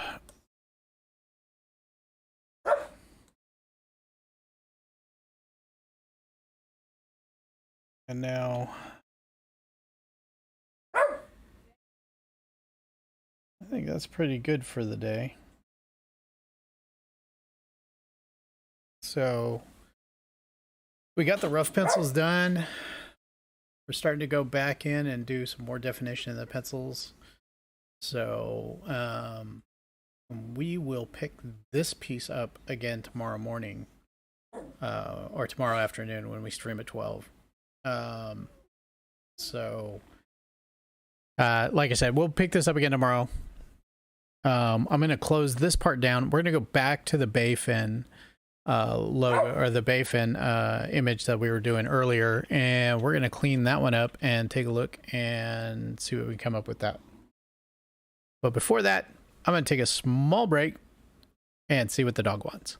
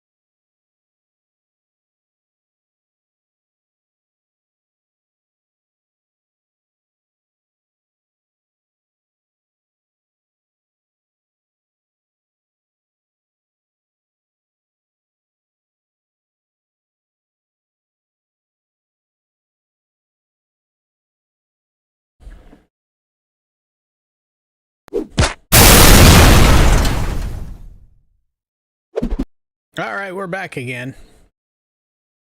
All right, so we started, like I said, just to recap, we did the rough pencils, we started the more detailed pencils, and now I am going to, before I do anything, I'm going to save this. And we're just going to turn off these layers.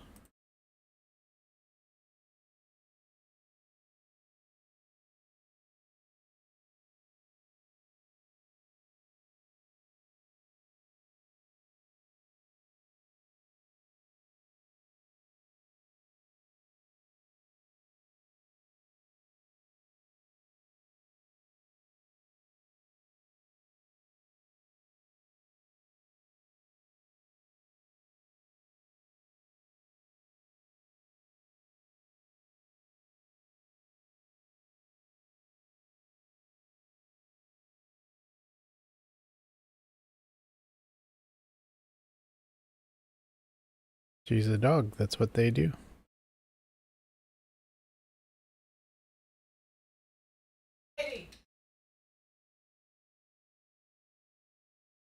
Yeah.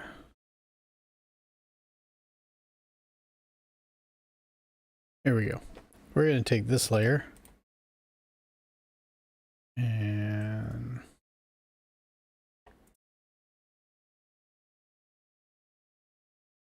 duplicate it. And we are going to open up a new page.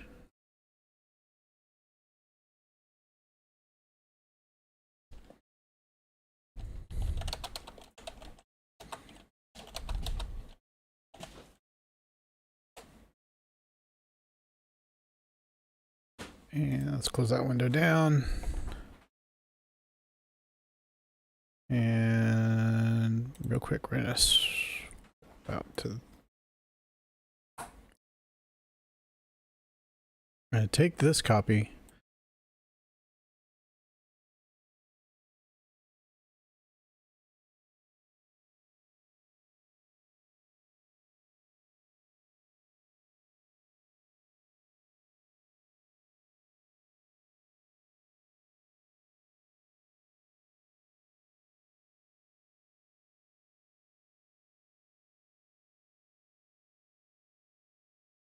Put it there. Okay, now we're gonna close this one down.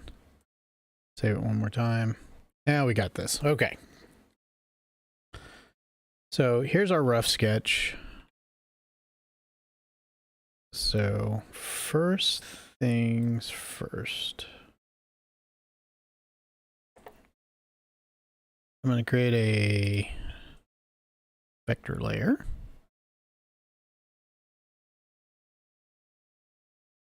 Hey, come on. Call it circle.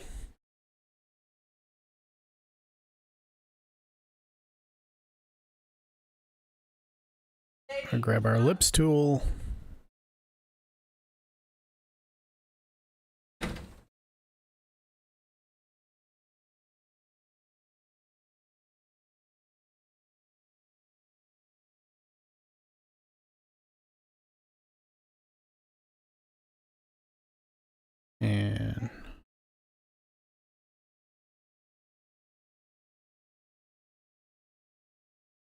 And make this black.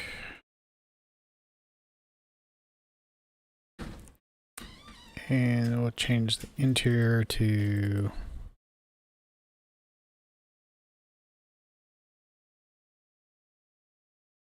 what should we do? I think a blue. We'll go with the blue.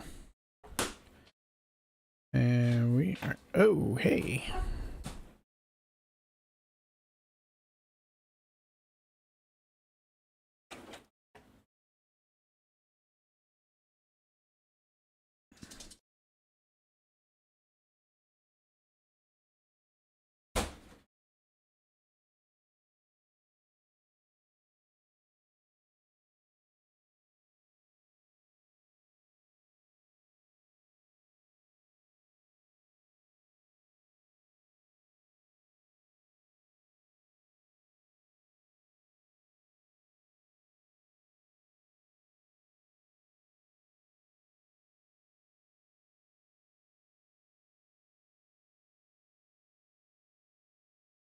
Okay, let's see.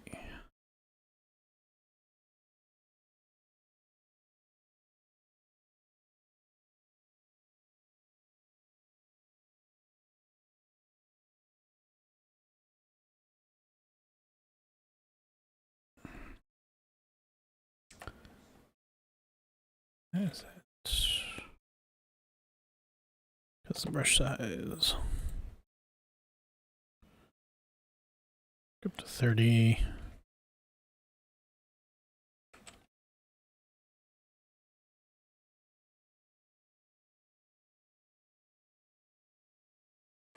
Okay.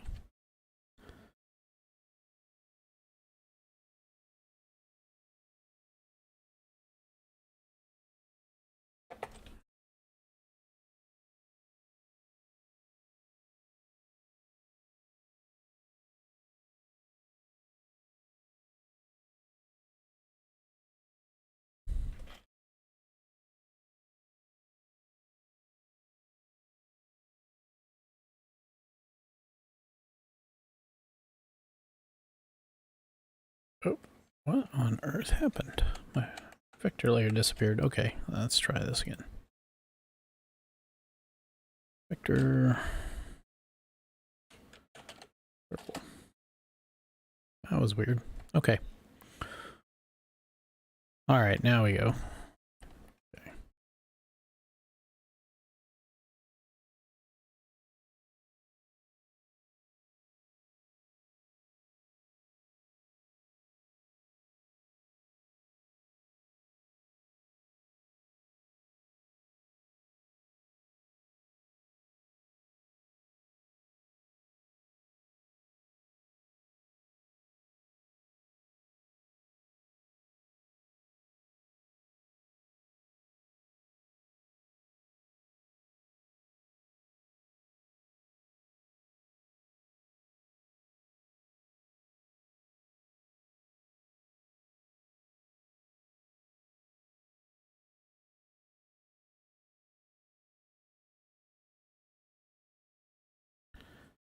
Why on earth are those there?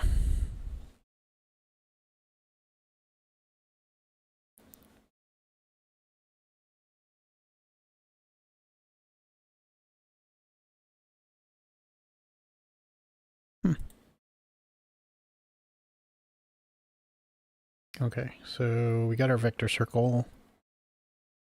And I'm going to bring this down. Nope, actually. I'm going to create another layer on top of it. Another vector layer. We'll call this lines.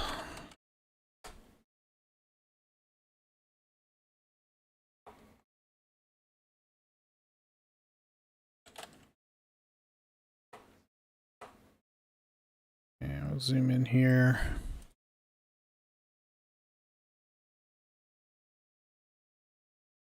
We go to our India ink brush. 20? No. 30.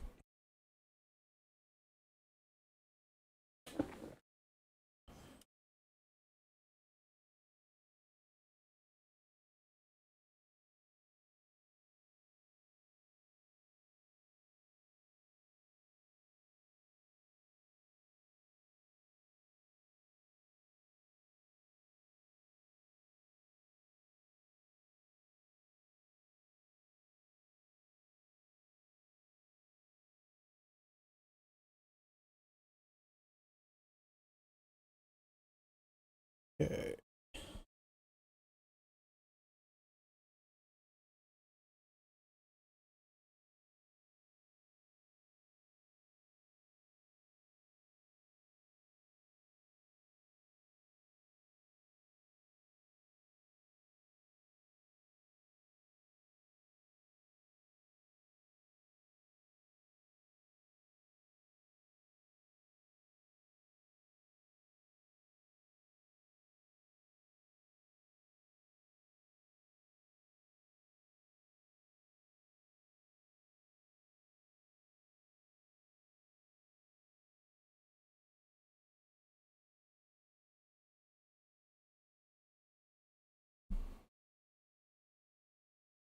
Whoa, what on earth?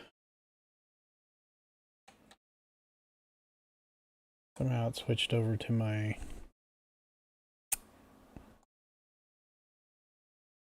non-vector layer. Okay.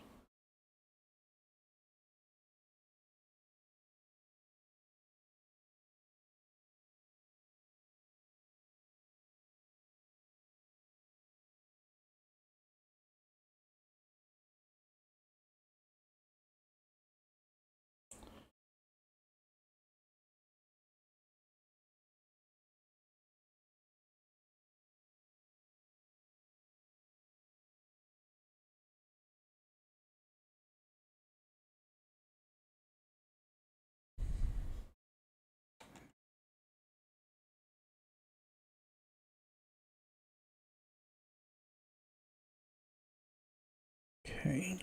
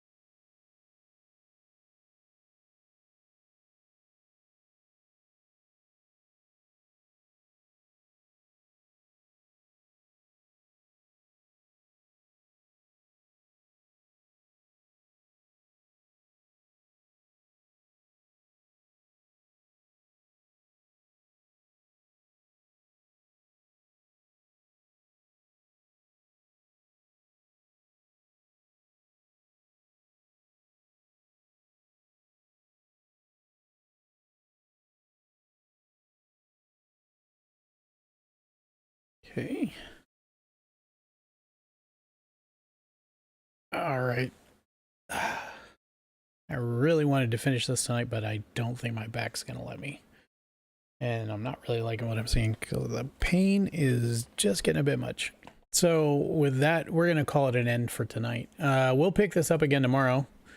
Hopefully with some ibuprofen and a little bit of rest, the back will feel a little better. But we will come back to this guy tomorrow as well. So we will stream again tomorrow at noon. So every Monday. We'll do an art stream every Monday. If you see me on the weekend, you may see me gaming. But every Monday will be art.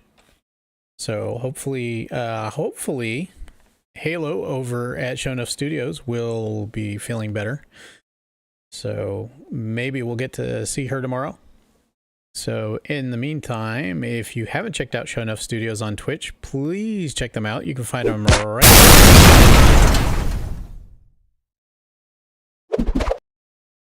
Give them a follow. Think about subscribing. If you like what you're seeing here, please think about subscribing. Give us a follow. Give us a like. Send us a message. Send us an email.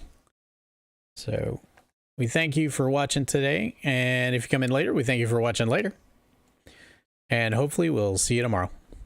Thank you and good night.